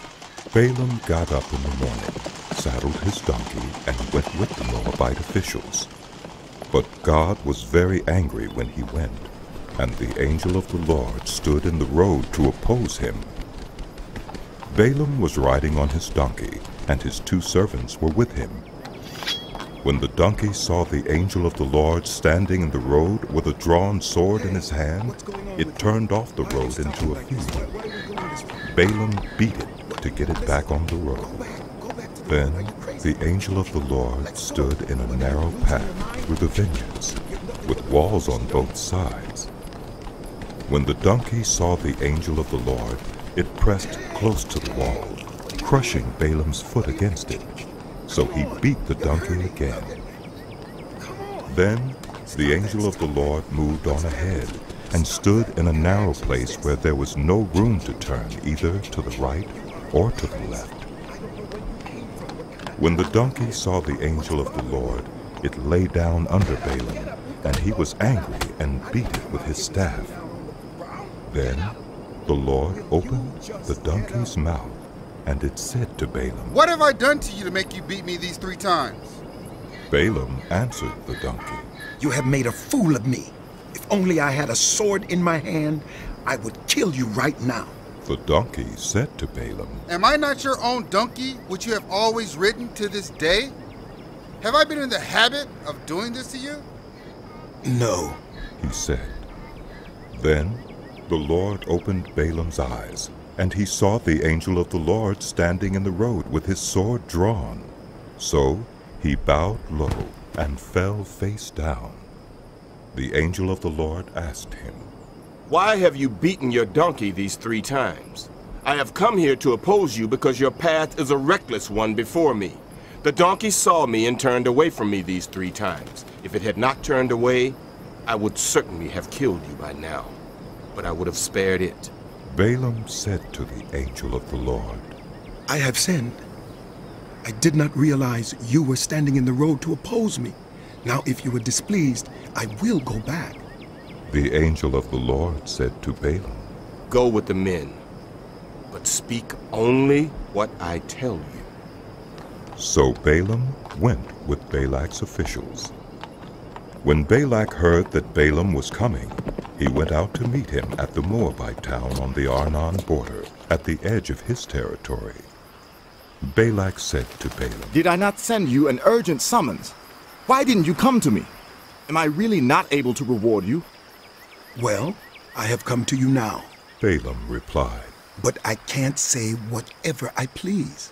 I must speak only what God puts in my mouth." Then Balaam went with Balak to Kiriath Huzoth. Balak sacrificed cattle and sheep, and gave some to Balaam and the officials who were with him. The next morning Balak took Balaam up to Bamoth Baal, and from there he could see the outskirts of the Israelite camp. The book of Numbers continued. Balaam said, "Build me 7 altars here, and prepare 7 bulls and 7 rams for me." Balak did as Balaam said, and the 2 of them offered a bull and a ram on each altar. Then Balaam said to Balak, "Stay here beside your offering while I go aside. Perhaps the Lord will come to meet with me. Whatever he reveals to me, I will tell you." Then he went off to a barren height. God met with him, and Balaam said, "I have prepared 7 altars, and on each altar I have offered a bull and a ram." The Lord put a word in Balaam's mouth and said, "Go back to Balak and give him this word." So he went back to him and found him standing beside his offering with all the Moabite officials. Then Balaam spoke his message. "Balak brought me from Aram, the king of Moab from the eastern mountains. Come, he said, curse Jacob for me. Come, denounce Israel. How can I curse those whom God has not cursed? How can I denounce those whom the Lord has not denounced? From the rocky peaks I see them, from the heights I view them. I see a people who live apart and do not consider themselves one of the nations. Who can count the dust of Jacob or number the 4th part of Israel? Let me die the death of the righteous, and may my final end be like theirs." Balak said to Balaam, "What have you done to me? I brought you to curse my enemies, but you have done nothing but bless them." He answered, "Must I not speak what the Lord puts in my mouth?" Then Balak said to him, "Come with me to another place where you can see them. You will not see them all, but only the outskirts of their camp. And from there, curse them for me." So he took him to the field of Zophim on top of Pisgah, and there he built 7 altars and offered a bull and a ram on each altar. Balaam said to Balak, "Stay here beside your offering while I meet with him over there." The Lord met with Balaam and put a word in his mouth and said, "Go back to Balak and give him this word." So he went to him and found him standing beside his offering with the Moabite officials. Balak asked him, "What did the Lord say?" Then he spoke his message. "Arise, Balak, and listen. Hear me, son of Zippor. God is not a human, that he should lie, not a human being, that he should change his mind. Does he speak and then not act? Does he promise and not fulfill? I have received a command to bless. He has blessed, and I cannot change it. No misfortune is seen in Jacob, no misery observed in Israel. The Lord their God is with them, the shout of the king is among them. God brought them out of Egypt. They have the strength of a wild ox. There is no divination against Jacob, no evil omens against Israel. It will now be said of Jacob and of Israel, see what God has done. The people rise like a lioness. They rouse themselves like a lion that does not rest till it devours its prey and drinks the blood of its victims." Then Balak said to Balaam, "Neither curse them at all, nor bless them at all." Balaam answered, "Did I not tell you I must do whatever the Lord says?" Then Balak said to Balaam, "Come, let me take you to another place. Perhaps it will please God to let you curse them for me from there."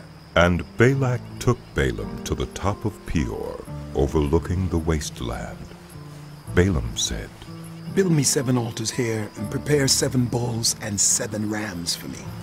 Balak did as Balaam had said, and offered a bull and a ram on each altar. Now when Balaam saw that it pleased the Lord to bless Israel, he did not resort to divination as at other times, but turned his face toward the wilderness. When Balaam looked out and saw Israel encamped tribe by tribe, the Spirit of God came on him, and he spoke his message. The prophecy of Balaam, son of Beor, the prophecy of one whose eye sees clearly, the prophecy of one who hears the words of God, who sees a vision from the Almighty, who falls prostrate, and whose eyes are open. How beautiful are your tents, Jacob, your dwelling places, Israel. Like valleys they spread out, like gardens beside a river, like aloes planted by the Lord, like cedars beside the waters. Water will flow from their buckets. Their seed will have abundant water. Their king will be greater than Agag. Their kingdom will be exalted. God brought them out of Egypt. They have the strength of a wild ox. They devour hostile nations and break their bones in pieces. With their arrows they pierce them. Like a lion they crouch and lie down. Like a lioness, who dares to rouse them?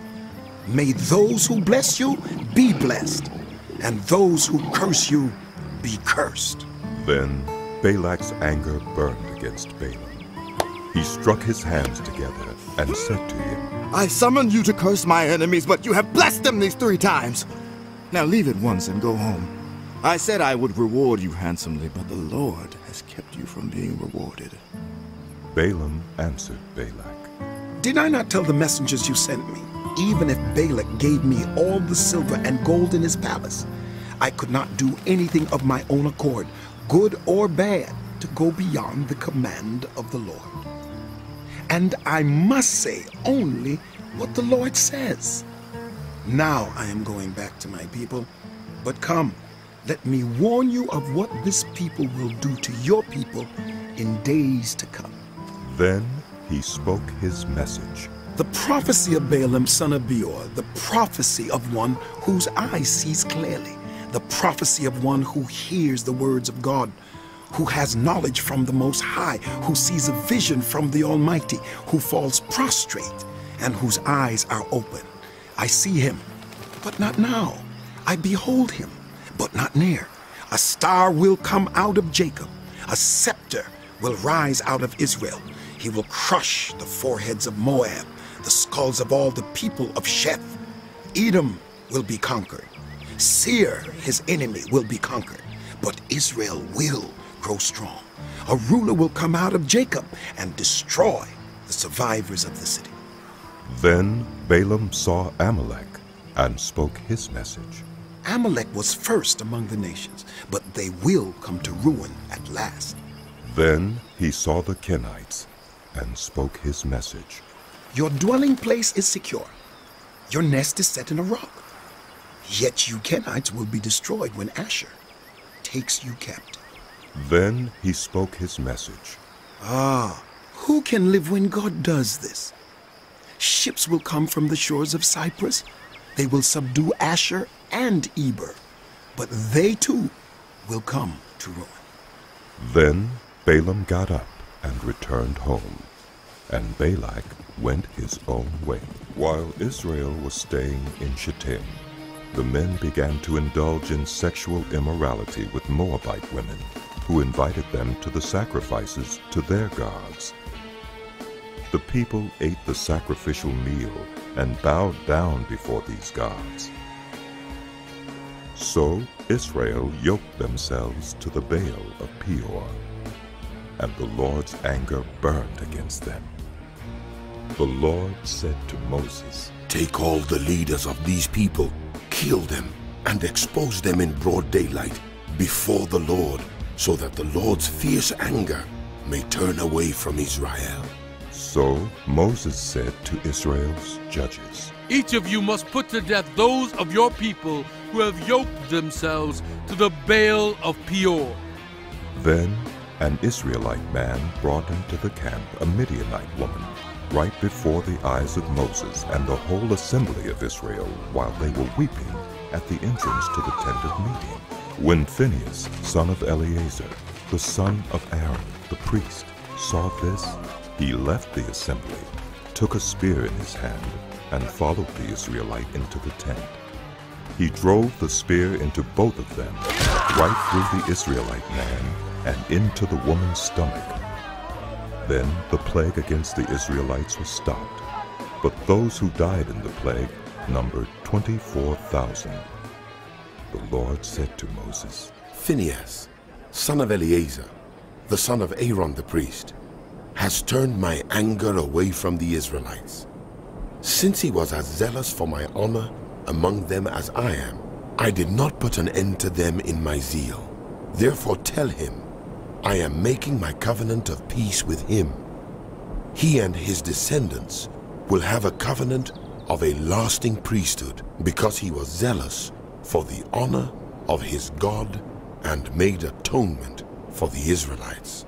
The name of the Israelite who was killed with the Midianite woman was Zimri, son of Salu, the leader of a Simeonite family. And the name of the Midianite woman who was put to death was Cosbi, daughter of Zer, a tribal chief of a Midianite family. The Lord said to Moses, Treat the Midianites as enemies and kill them. They treated you as enemies when they deceived you in the Peor incident involving their sister Cosbi, the daughter of a Midianite leader, the woman who was killed when the plague came as a result of that incident. After the plague, the Lord said to Moses and Eleazar, son of Aaron, the priest, Take a census of the whole Israelite community by families, all those 20 years old or more who are able to serve in the army of Israel.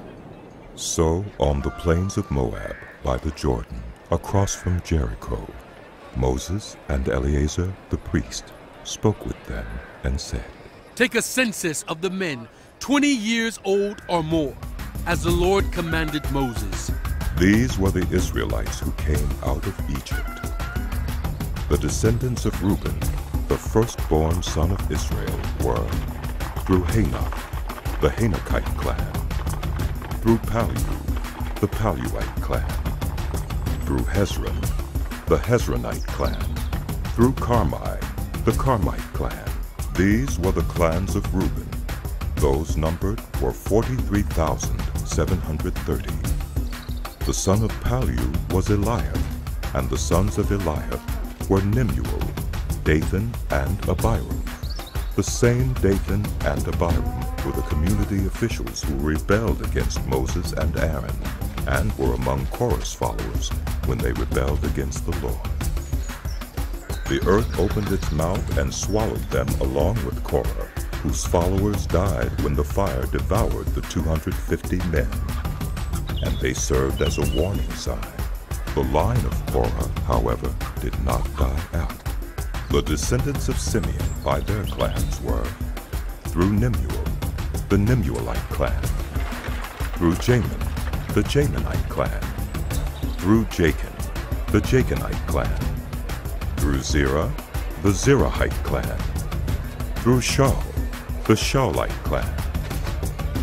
These were the clans of Simeon. Those numbered were 22,200.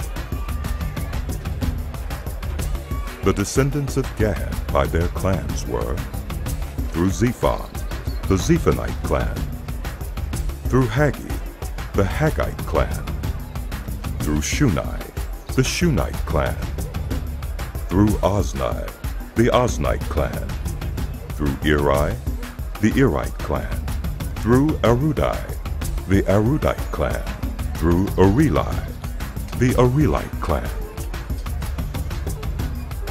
These were the clans of Gad.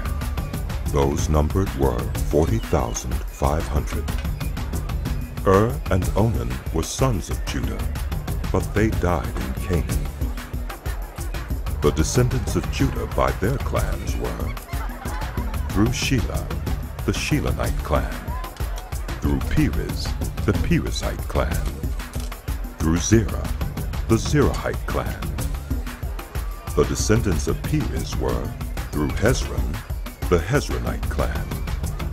Through Hamuel, the Hamuelite clan. These were the clans of Judah. Those numbered were 76,500. The descendants of Issachar by their clans were, through Tola, the Tolaite clan. Through Pua, the Puite clan. Through Jashub, the Jashabite clan. Through Shimron, the Shimronite clan. These were the clans of Issachar. Those numbered were 64,300. The descendants of Zebulun by their clans were, through Sirah, the Siradite clan. Through Elon, the Elonite clan. Through Jaleel, the Jaleelite clan. These were the clans of Zebulun.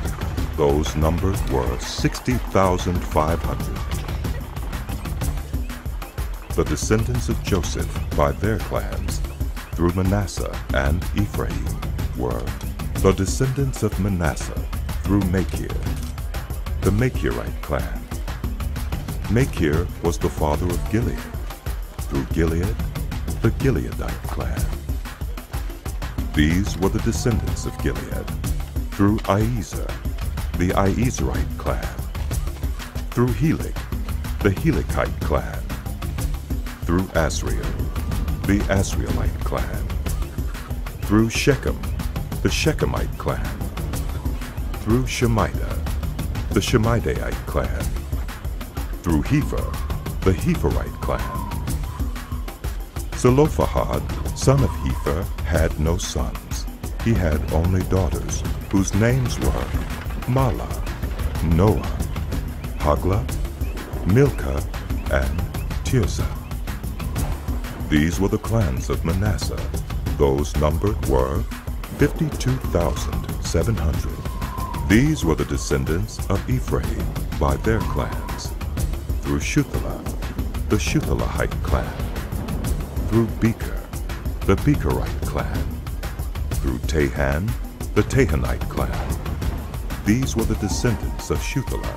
Through Iran, the Iranite clan. These were the clans of Ephraim. Those numbered were 32,500. These were the descendants of Joseph by their clans.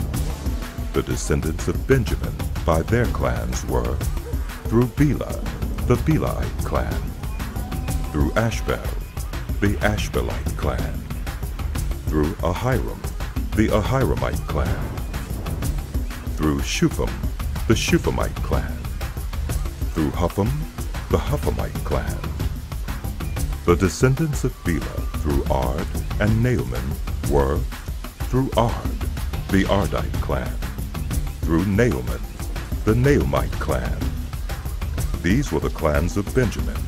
Those numbered were 45,600.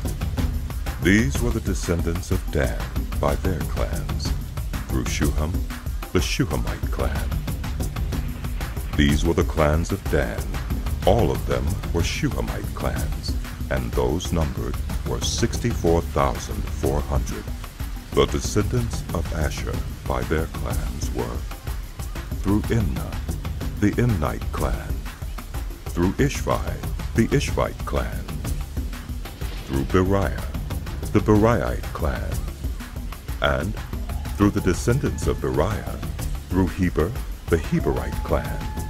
Through Malchiel, the Malchielite clan. Asher had a daughter named Serah. These were the clans of Asher. Those numbered were 53,400. The descendants of Naphtali by their clans were, through Jaziel, the Jazielite clan. Through Guni, the Gunite clan. Through Jezer, the Jezerite clan. Through Shillem, the Shillemite clan. These were the clans of Naphtali. Those numbered were 45,400. The total number of the men of Israel was 601,730.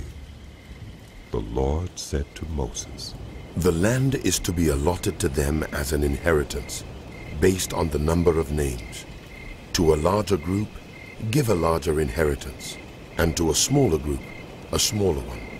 Each is to receive its inheritance according to the number of those listed. Be sure that the land is distributed by lot. What each group inherits will be according to the names for its ancestral tribe. Each inheritance is to be distributed by lot among the larger and smaller groups. These were the Levites who were counted by their clans. Through Gershon, the Gershonite clan. Through Kohath, the Kohathite clan. Through Merari, the Merarite clan. These also were Levite clans. The Libnite clan, the Hebronite clan, the Malite clan, the Mushite clan, the Korahite clan. Kohath was the forefather of Amram. The name of Amram's wife was Jochebed, a descendant of Levi, who was born to the Levites in Egypt. To Amram she bore Aaron, Moses, and their sister Miriam. Aaron was the father of Nadab and Abihu, Eleazar, and Ithamar. But Nadab and Abihu died when they made an offering before the Lord with unauthorized fire. All the male Levites a month old or more numbered 23,000. They were not counted along with the other Israelites because they received no inheritance among them. These are the men counted by Moses and Eleazar the priest when they counted the Israelites on the plains of Moab by the Jordan, across from Jericho. Not one of them was among those counted by Moses and Aaron the priest when they counted the Israelites in the desert of Sinai. For the Lord had told those Israelites they would surely die in the wilderness, and not one of them was left except Caleb, son of Jephunneh, and Joshua, the son of Zelophehad, son of Hepher, the son of Gilead, the son of Machir, the son of Manasseh, belonged to the clans of Manasseh, son of Joseph. The names of the daughters were Mahlah, Noah, Hoglah, Milcah, and Tirzah. They came forward and stood before Moses, Eleazar the priest, the leaders, and the whole assembly at the entrance to the tent of meeting, and said, Our father died in the wilderness. He was not among Korah's followers who banded together against the Lord, but he died for his own sin and left no sons.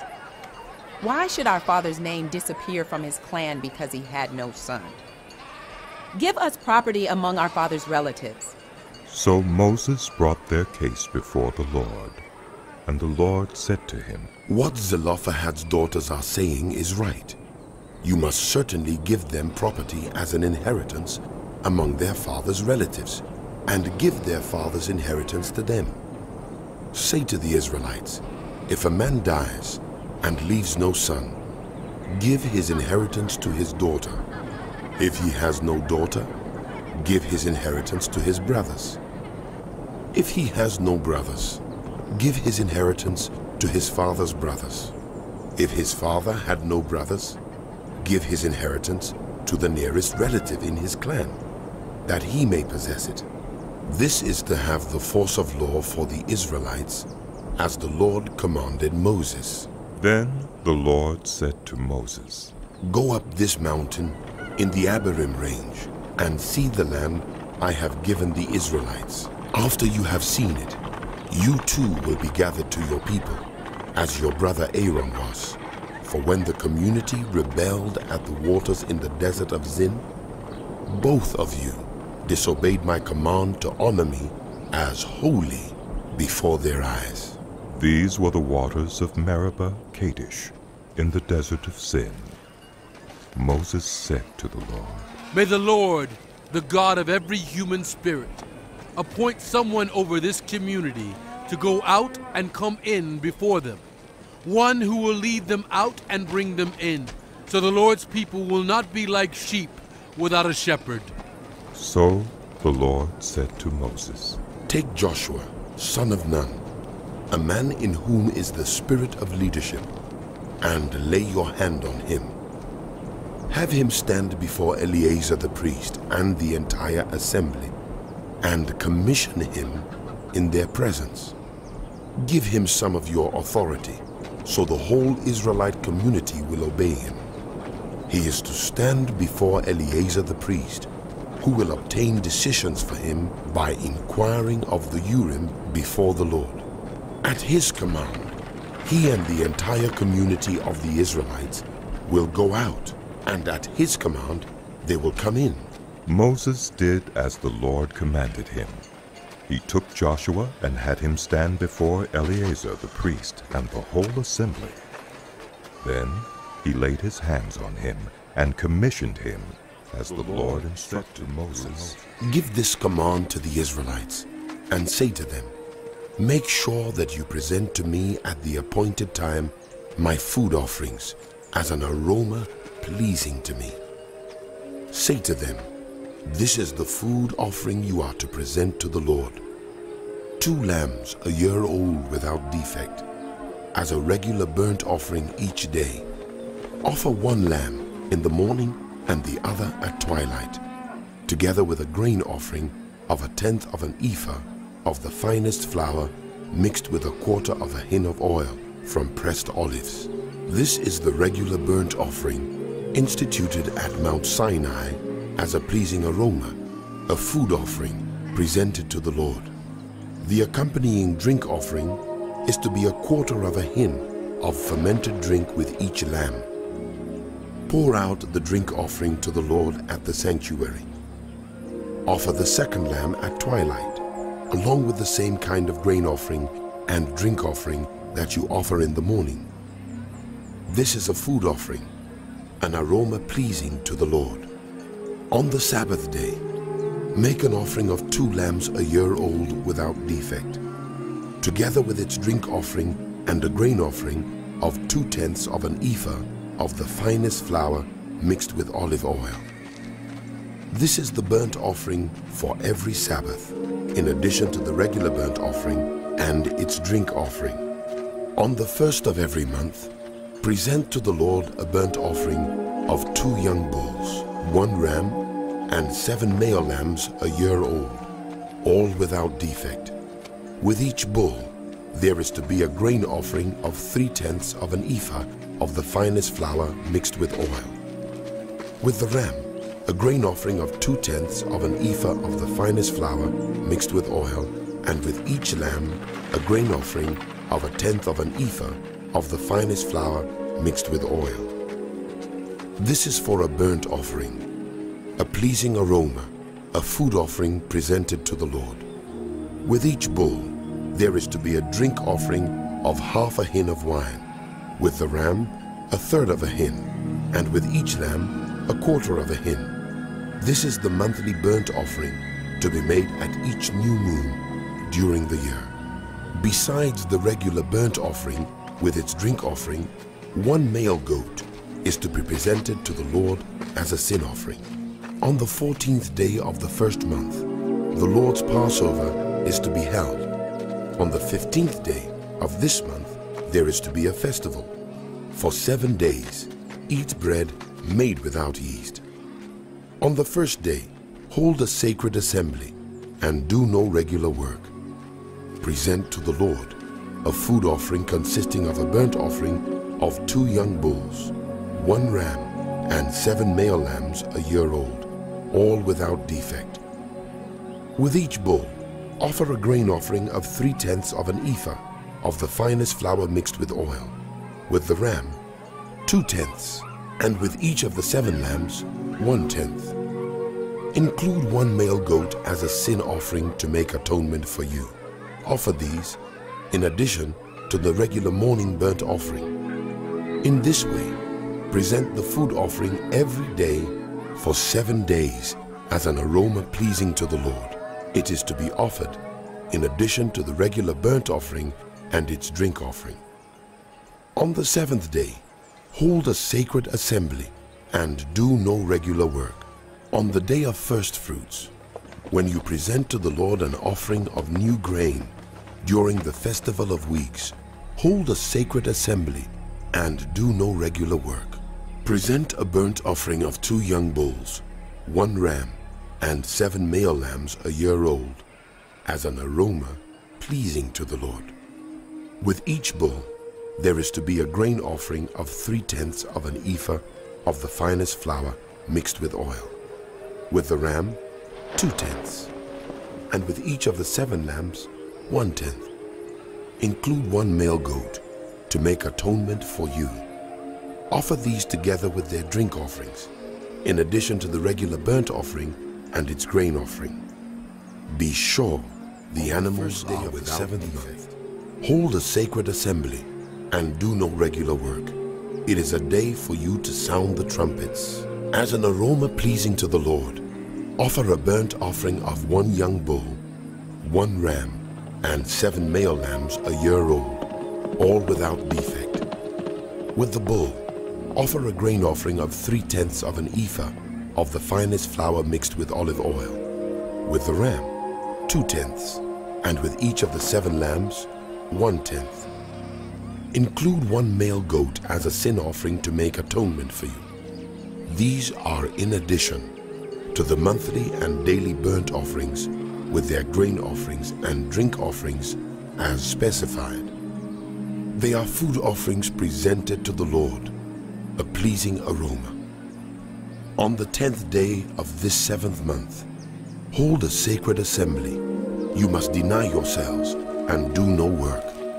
Present as an aroma pleasing to the Lord a burnt offering of 1 young bull, 1 ram, and 7 male lambs a year old, all without defect. With the bull, offer a grain offering of 3/10 of an ephah of the finest flour mixed with olive oil. With the ram, 2/10, and with each of the 7 lambs, 1/10. Include 1 male goat as a sin offering, in addition to the sin offering for atonement and the regular burnt offering with its grain offering and their drink offerings. On the 15th day of the 7th month, hold a sacred assembly and do no regular work. Celebrate a festival to the Lord for 7 days. Present as an aroma pleasing to the Lord a food offering consisting of a burnt offering of 13 young bulls, 2 rams, and 14 male lambs a year old, all without defect. With each of the 13 bulls, offer a grain offering of 3/10 of an ephah of the finest flour mixed with olive oil.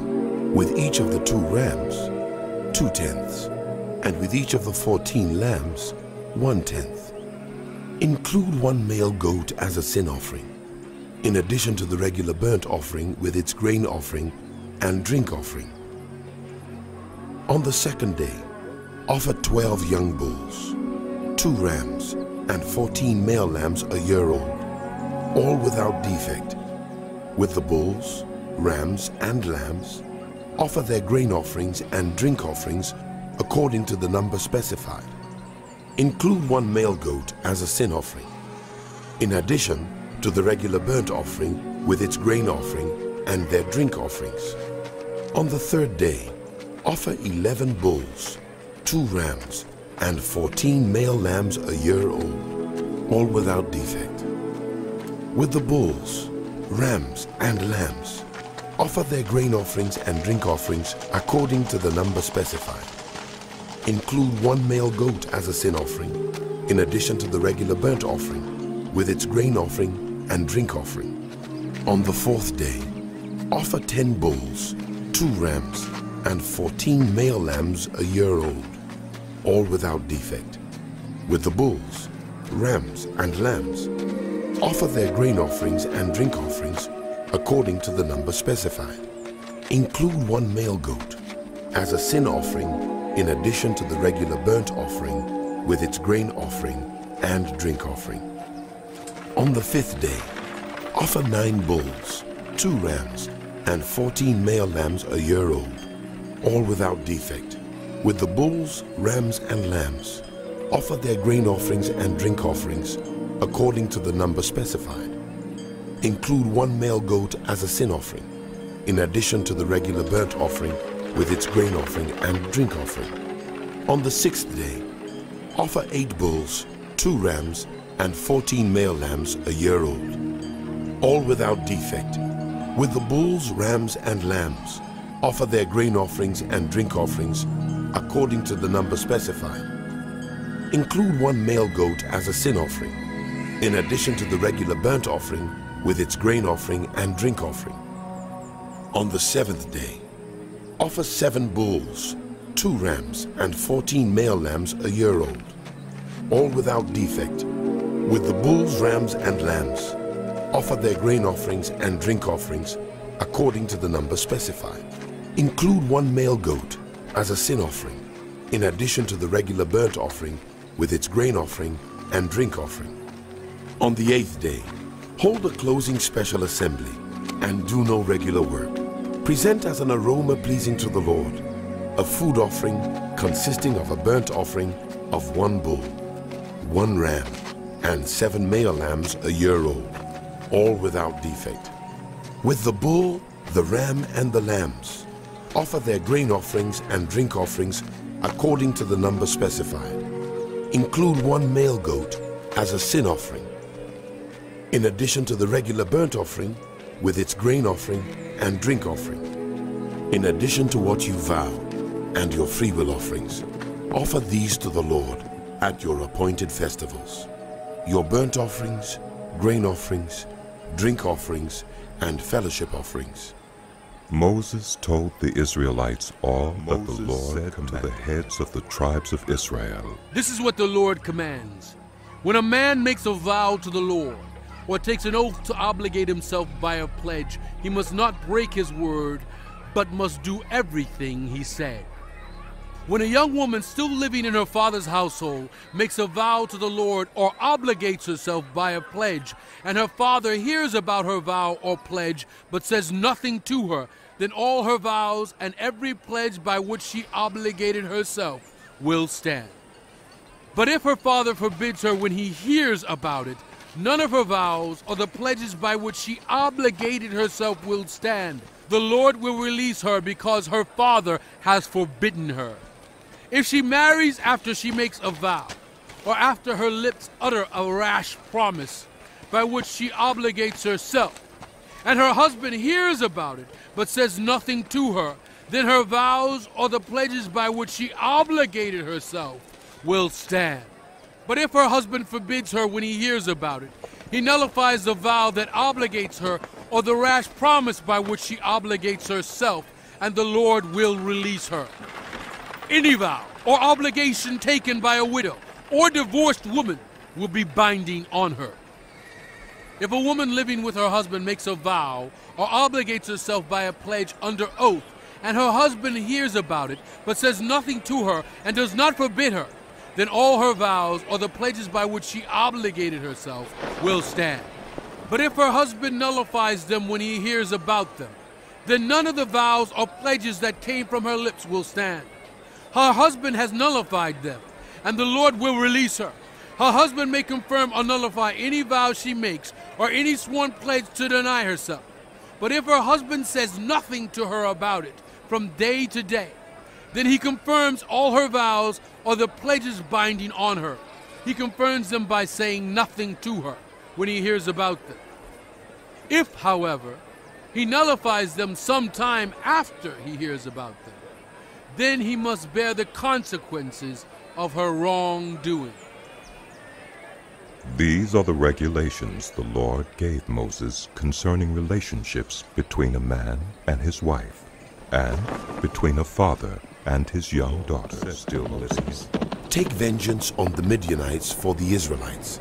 After that, you will be gathered to your people.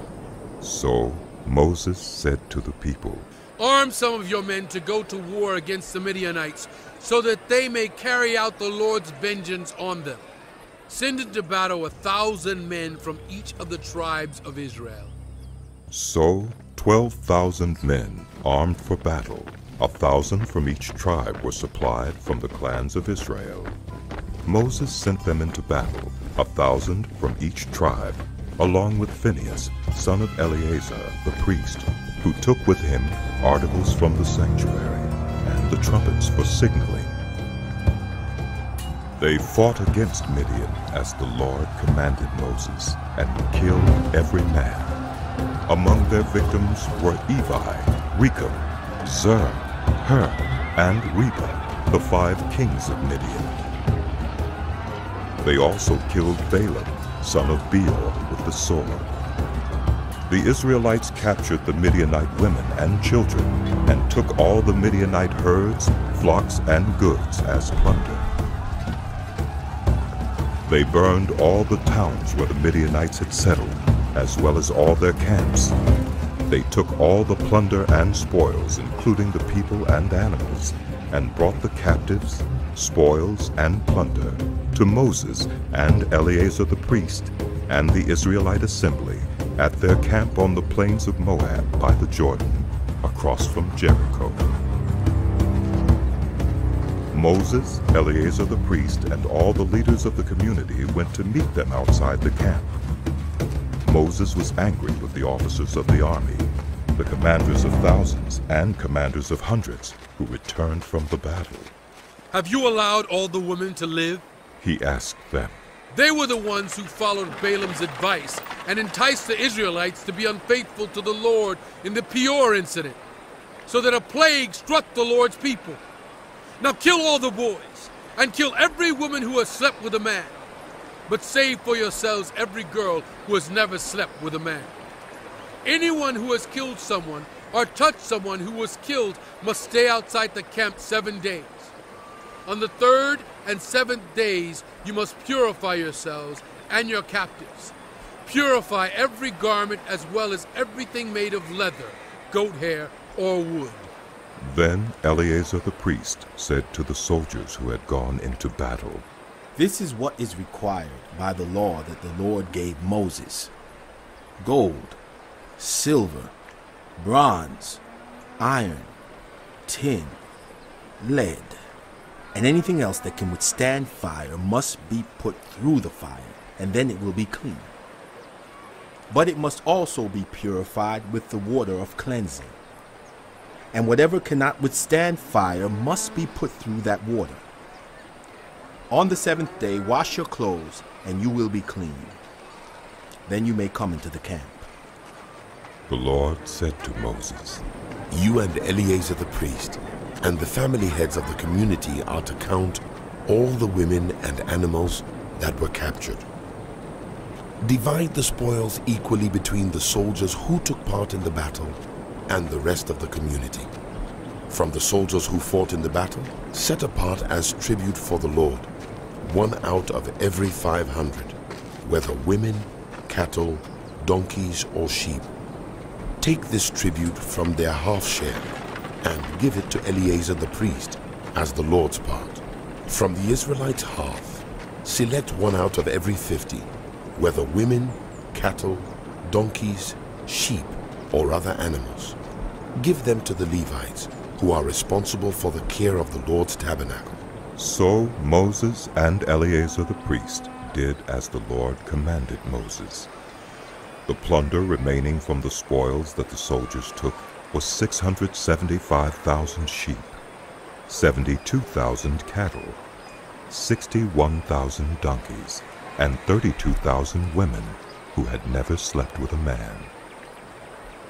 The half share of those who fought in the battle was 337,500 sheep, of which the tribute for the Lord was 675, 36,000 cattle, of which the tribute for the Lord was 72, 30,500 donkeys, of which the tribute for the Lord was 61, 16,000 women, of whom the tribute for the Lord was 32. Moses gave the tribute to Eleazar the priest as the Lord's part, as the Lord commanded Moses. The half belonging to the Israelites, which Moses set apart from that of the fighting men, the community's half, was 337,500 sheep, 36,000 cattle, 30,500 donkeys, and 16,000 women. From the Israelites' half, Moses selected one out of every 50 women and animals, as the Lord commanded him, and gave them to the Levites, who were responsible for the care of the Lord's tabernacle. Then the officers who were over the units of the army, the commanders of thousands and commanders of hundreds, went to Moses and said to him, "Your servants have counted the soldiers under our command, and not one is missing. So we have brought as an offering to the Lord the gold articles each of us acquired: armlets, bracelets, signet rings, earrings, and necklaces, to make atonement for ourselves before the Lord." Moses and Eleazar the priest accepted from them the gold, all the crafted articles, all the gold from the commanders of thousands and commanders of hundreds that Moses and Eleazar presented as a gift to the Lord, weighed 16,750 shekels. Each soldier had taken plunder for himself. Moses and Eleazar the priest accepted the gold from the commanders of thousands and commanders of hundreds, and brought it into the tent of meeting as a memorial for the Israelites and Gadites, who had very large herds and flocks, saw that the lands of Jazer and Gilead were suitable for livestock. So they came to Moses and Eleazar the priest, and to the leaders of the community, and said, Adaroth, Dibon, Jazer, Nimrah, Heshbon, Elealeh, Sebam, Nebo, and beyond. The land the Lord subdued before the people of Israel are suitable for livestock, and your servants have livestock. If we have found favor in your eyes, let this land be given to your servants as our possession. Do not make us cross the Jordan. Moses said to the Gadites and Reubenites, "Should your own people go to war while you sit here? Why do you discourage the Israelites from crossing over into the land the Lord has given them? This is what your fathers did when I sent them from Kadesh Barnea to look over the land. After they went up to the valley of Eshcol and viewed the land, they discouraged the Israelites from entering the land the Lord had given them. The Lord's anger was aroused that day, and he swore this oath: Because they have not followed me wholeheartedly, not one of those who were 20 years old or more when they came up out of Egypt will see the land I promised on oath to Abraham, Isaac, and Jacob. Not one, except Caleb, son of Jephunneh the Kenizzite, and Joshua, son of Nun, for they followed the Lord wholeheartedly. The Lord's anger burned against Israel, and he made them wander in the wilderness 40 years, until the whole generation of those who had done evil in his sight was gone. And here you are, a brood of sinners, standing in the place of your fathers and making the Lord even more angry with Israel. If you turn away from following him, he will again leave all this people in the wilderness, and you will be the cause of their destruction."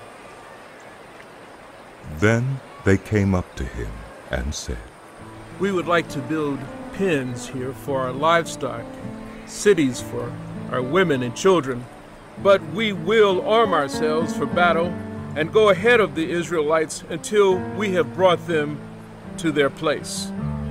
Meanwhile, our women and children will live in fortified cities for protection from the inhabitants of the land. We will not return to our homes until all the Israelites have received their inheritance. We will not receive any inheritance with them on the other side of the Jordan, because our inheritance has come to us on the east side of the Jordan." Then Moses said to them, "If you will do this, if you will arm yourselves before the Lord for battle, and if all of you who are armed cross over the Jordan before the Lord until he has driven his enemies out before him, then when the land is subdued before the Lord, you may return and be free from your obligation to the Lord and to Israel. And this land will be your possession before the Lord. But if you fail to do this, you will be sinning against the Lord, and you may be sure that your sin will find you out. Build cities for your women and children, and pens for your flocks. but do what you have promised. The Gadites and Reubenites said to Moses, We, your servants, will do as our Lord commands. Our children and wives, our flocks and herds will remain here in the cities of Gilead. But your servants, every man who is armed for battle, will cross over to fight before the Lord, just as our Lord said. Then Moses gave orders about them to Eleazar the priest and Joshua son of Nun, and to the family heads of the Israelite tribes. He said to them, If the Gadites and Reubenites, all those armed for battle, cross over the Jordan with you before the Lord, then when the land is subdued before you, you must give them the land of Gilead as their possession. But if they do not cross over with you armed, they must accept their possession with you in Canaan. The Gadites and Reubenites answered, Your servants will do what the Lord has said. We will cross over before the Lord into Canaan armed. But the property we inherit will be on this side of the Jordan. Then Moses gave to the Gadites, the Reubenites, and the half-tribe of Manasseh, son of Joseph, the kingdom of Sihon, king of the Amorites, and the kingdom of Og, king of Bashan, the whole land with its cities and the territory around them. The Gadites built up Dibon, Ataroth, Aurora, Atroth-Shophan, Jazer, Jokbahar, Beth-Nimrah, and Beth-Haran as fortified cities, and built pens for their flocks. And the Reubenites rebuilt Heshbon, Elealeh, and Kiriathaim, as well as Nebo and Baal-Meon. These names were changed, and Sibmah. They gave names to the cities they rebuilt. The descendants of Machir, son of Manasseh, went to Gilead, captured it, and drove out the Amorites who were there. So Moses gave Gilead to the Machirites, the descendants of Manasseh, and they settled there.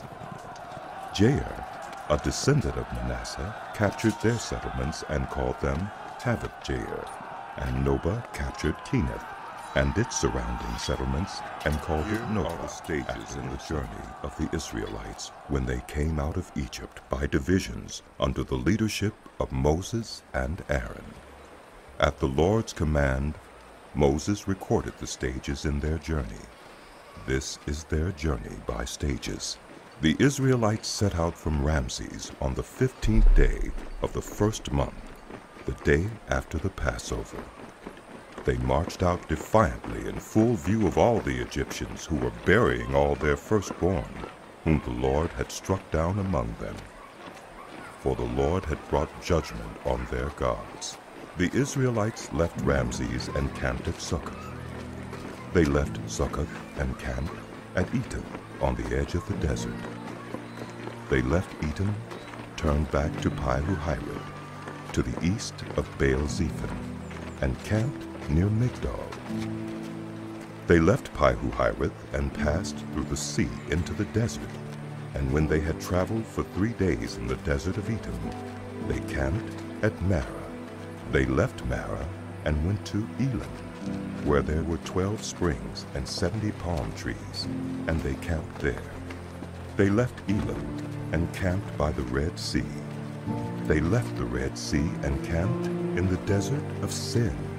They left the desert of Sin and camped at Dophkah. They left Dophkah and camped at Elish.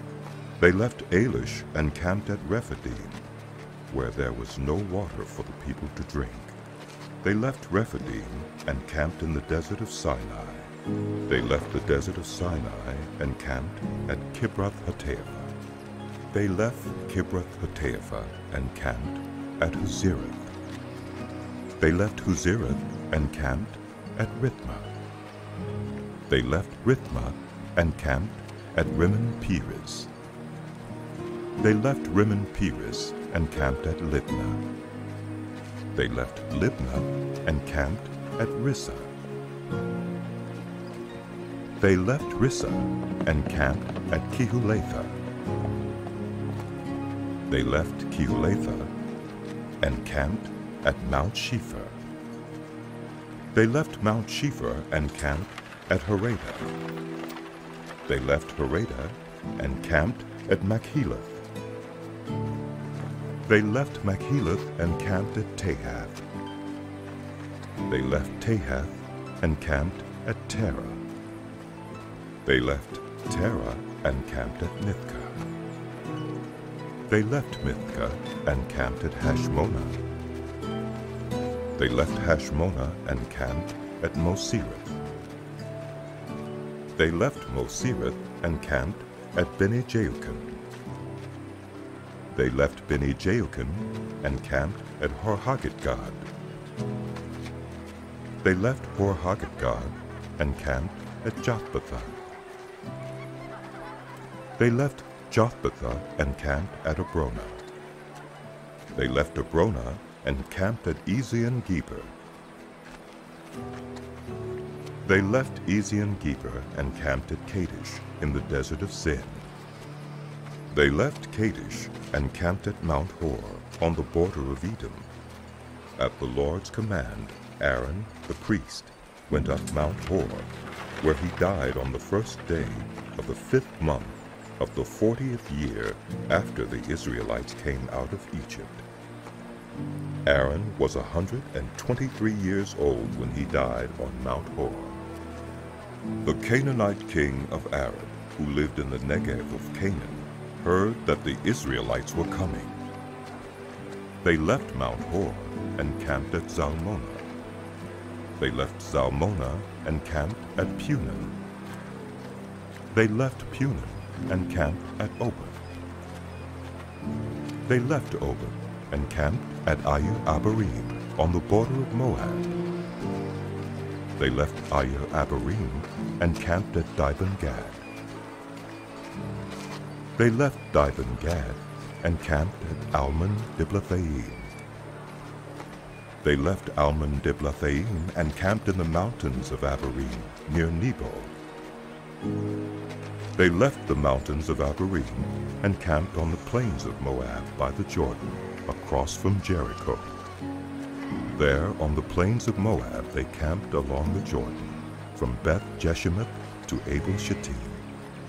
On the plains of Moab by the Jordan, across from Jericho, the Lord said to Moses, "Speak to the Israelites and say to them, when you cross the Jordan into Canaan, drive out all the inhabitants of the land before you. Destroy all their carved images and their cast idols, and demolish all their high places. Take possession of the land and settle in it, for I have given you the land to possess. Distribute the land by lot, according to your clans. To a larger group, give a larger inheritance, and to a smaller group, a smaller one. Whatever falls to them by lot will be theirs. Distribute it according to your ancestral tribes. But if you do not drive out the inhabitants of the land, those you allow to remain will become barbs in your eyes and thorns in your sides. They will give you trouble in the land where you would live, and then I will do to you what I plan to do to them. Command the Israelites and say to them, when you enter Canaan, the land that will be allotted to you as an inheritance is to have these boundaries. Your southern side will include some of the desert of Zin along the border of Edom. Your southern boundary will start in the east from the southern end of the Dead Sea. Cross south of Scorpion Pass, continue on to Zin, and go south of Kadesh Barnea.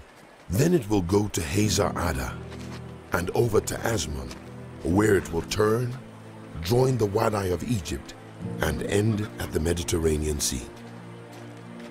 Your western boundary will be the coast of the Mediterranean Sea. This will be your boundary on the west. For your northern boundary, run a line from the Mediterranean Sea to Mount Hor, and from Mount Hor to Lebo Hamath. Then the boundary will go to Zedad, continue to Ziphron, and end at Hazar Enan. This will be your boundary on the north. For your eastern boundary, run a line from Hazar Enan to Shifam. The boundary will go down from Shifam to Riblah on the east side of Ain and continue along the slopes east of the Sea of Galilee. Then the boundary will go down along the Jordan and end at the Dead Sea. This will be your land with its boundaries on every side. Moses commanded the Israelites, "Assign this land by lot as an inheritance. The Lord has ordered that it be given to the 9.5 tribes, because the families of the tribe of Reuben, the tribe of Gad, and the half-tribe of Manasseh have received their inheritance. These 2.5 tribes have received their inheritance east of the Jordan, across from Jericho, toward the sunrise." The Lord said to Moses, "These are the names of the men who are to assign the land for you as an inheritance: Eleazar the priest, and Joshua son of Nun, and appoint one leader from each tribe to help assign the land. These are their names: Caleb, son of Jephunneh, from the tribe of Judah; Shemuel, son of Ammihud, from the tribe of Simeon; Elidad, son of Kislon, from the tribe of Benjamin; Bukki, son of Jogli, the leader from the tribe of Dan; Hananiel, son of Ephod, the leader from the tribe of Manasseh, son of Joseph; Kemuel, son of Shiftan, the leader from the tribe of Ephraim, son of Joseph; Elizaphan, son of Parnak, the leader from the tribe of Zebulun; Paltiel, son of Azan, the leader from the tribe of Issachar; Ahihud, son of Shelomith, the leader from the tribe of Asher; Pedahel, son of Ammihud, the leader from the tribe of Naphtali. These are the men the Lord commanded to assign the inheritance to the Israelites in the land of Canaan.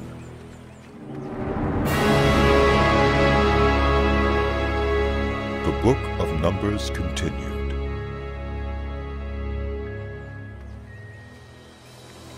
On the plains of Moab, by the Jordan, across from Jericho, the Lord said to Moses, "Command the Israelites to give the Levites towns to live in, from the inheritance the Israelites will possess, and give them pasture lands around the towns. Then they will have towns to live in, and pasture lands for the cattle they own, and all their other animals. The pasture lands around the towns that you give the Levites will extend 1,000 cubits from the town wall. Outside the town, measure 2,000 cubits on the east side, 2,000 on the south side, 2,000 on the west, and 2,000 on the north, with the town in the center. They will have this area as pasture land for the towns. 6 of the towns you give the Levites will be cities of refuge, to which a person who has killed someone may flee. In addition, give them 42 other towns. In all, you must give the Levites 48 towns, together with their pasture lands. The towns you give the Levites from the land the Israelites possess are to be given in proportion to the inheritance of each tribe. Take many towns from a tribe that has many, but few from one that has few." Then the Lord said to Moses, "Speak to the Israelites and say to them, when you cross the Jordan into Canaan, select some towns to be your cities of refuge, to which a person who has killed someone accidentally may flee. They will be places of refuge from the avenger, so that anyone accused of murder may not die before standing trial before the assembly. These 6 towns you give will be your cities of refuge. Give 3 on this side of the Jordan, and 3 in Canaan as cities of refuge. These 6 towns will be a place of refuge for Israelites and for foreigners residing among them, so that anyone who has killed another accidentally can flee there. If anyone strikes someone a fatal blow with an iron object, that person is a murderer. The murderer is to be put to death. or if anyone is holding a stone and strikes someone a fatal blow with it, that person is a murderer. The murderer is to be put to death. Or if anyone is holding a wooden object and strikes someone a fatal blow with it, that person is a murderer. The murderer is to be put to death. The avenger of blood shall put the murderer to death. When the avenger comes upon the murderer, the avenger shall put the murderer to death. If anyone with malice aforethought shoves another or throws something at them intentionally so that they die, or if out of enmity one person hits another with their fist so that the other dies, that person is to be put to death. That person is a murderer. The avenger of blood shall put the murderer to death when they meet. But if without enmity someone suddenly pushes another or throws something at them unintentionally, or without seeing them, drops on them a stone heavy enough to kill them, and they die, then since that other person was not an enemy, and no harm was intended, the assembly must judge between the accused and the avenger of blood according to these regulations. The assembly must protect the one accused of murder from the avenger of blood, and send the accused back to the city of refuge to which they fled. The accused must stay there until the death of the high priest, who was anointed with the holy oil. But if the accused ever goes outside the limits of the city of refuge, in which refuge was taken, and the avenger of blood finds that person outside the city, the avenger of blood may kill the accused without being guilty of murder. The accused must stay in the city of refuge until the death of the high priest. Only after the death of the high priest may an accused person return home. This is to have the force of law for you throughout the generations to come, wherever you live. Anyone who kills a person is to be put to death as a murderer, only on the testimony of witnesses. But no one is to be put to death on the testimony of only one witness. Do not accept a ransom for the life of a murderer who deserves to die. A murderer is to be put to death. Do not accept a ransom for anyone who has fled to a city of refuge, and so allow them to go back and live on their own land before the death of the high priest. Do not pollute the land where you are. Bloodshed pollutes the land, and atonement cannot be made for the land on which blood has been shed, except by the blood of the one who shed it. Do not defile the land where you live, and where I dwell, for I, the Lord, dwell among the Israelites. Of the clan of Gilead, son of Machir, the son of Manasseh, who were from the clans of the descendants of Joseph, came and spoke before Moses and the leaders, the heads of the Israelite families. They said, When the Lord commanded my Lord to give the land as an inheritance to the Israelites by lot, he ordered you to give the inheritance of our brother Zelophehad to his daughters. Now suppose they marry men from other Israelite tribes. Then their inheritance will be taken from our ancestral inheritance and added to that of the tribe they marry into. And so part of the inheritance allotted to us will be taken away.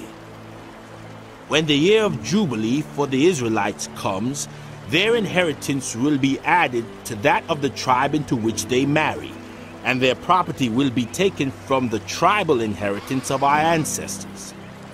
Then, at the Lord's command, Moses gave this order to the Israelites. What the tribe of the descendants of Joseph is saying is right. This is what the Lord commands for Zelophehad's daughters. They may marry anyone they please, as long as they marry within their father's tribal clan. No inheritance in Israel is to pass from one tribe to another, for each of the Israelites shall keep the tribal inheritance of their ancestors. Every daughter who inherits land in any Israelite tribe must marry someone in her father's tribal clan, so that all Israelites will possess the inheritance of their ancestors. No inheritance may pass from one tribe to another, for each Israelite tribe is to keep the land it inherits. So Zelophehad's daughters did as the Lord commanded Moses. Zelophehad's daughters, Mahlah, Tirzah, Hoglah, Milcah, and Noah, married their cousins on their father's side. They married within the clans of the descendants of Manasseh, son of Joseph, and their inheritance remained in their father's tribe and clan. These are the commands and regulations the Lord gave through Moses to the Israelites on the plains of Moab by the Jordan, across from Jericho.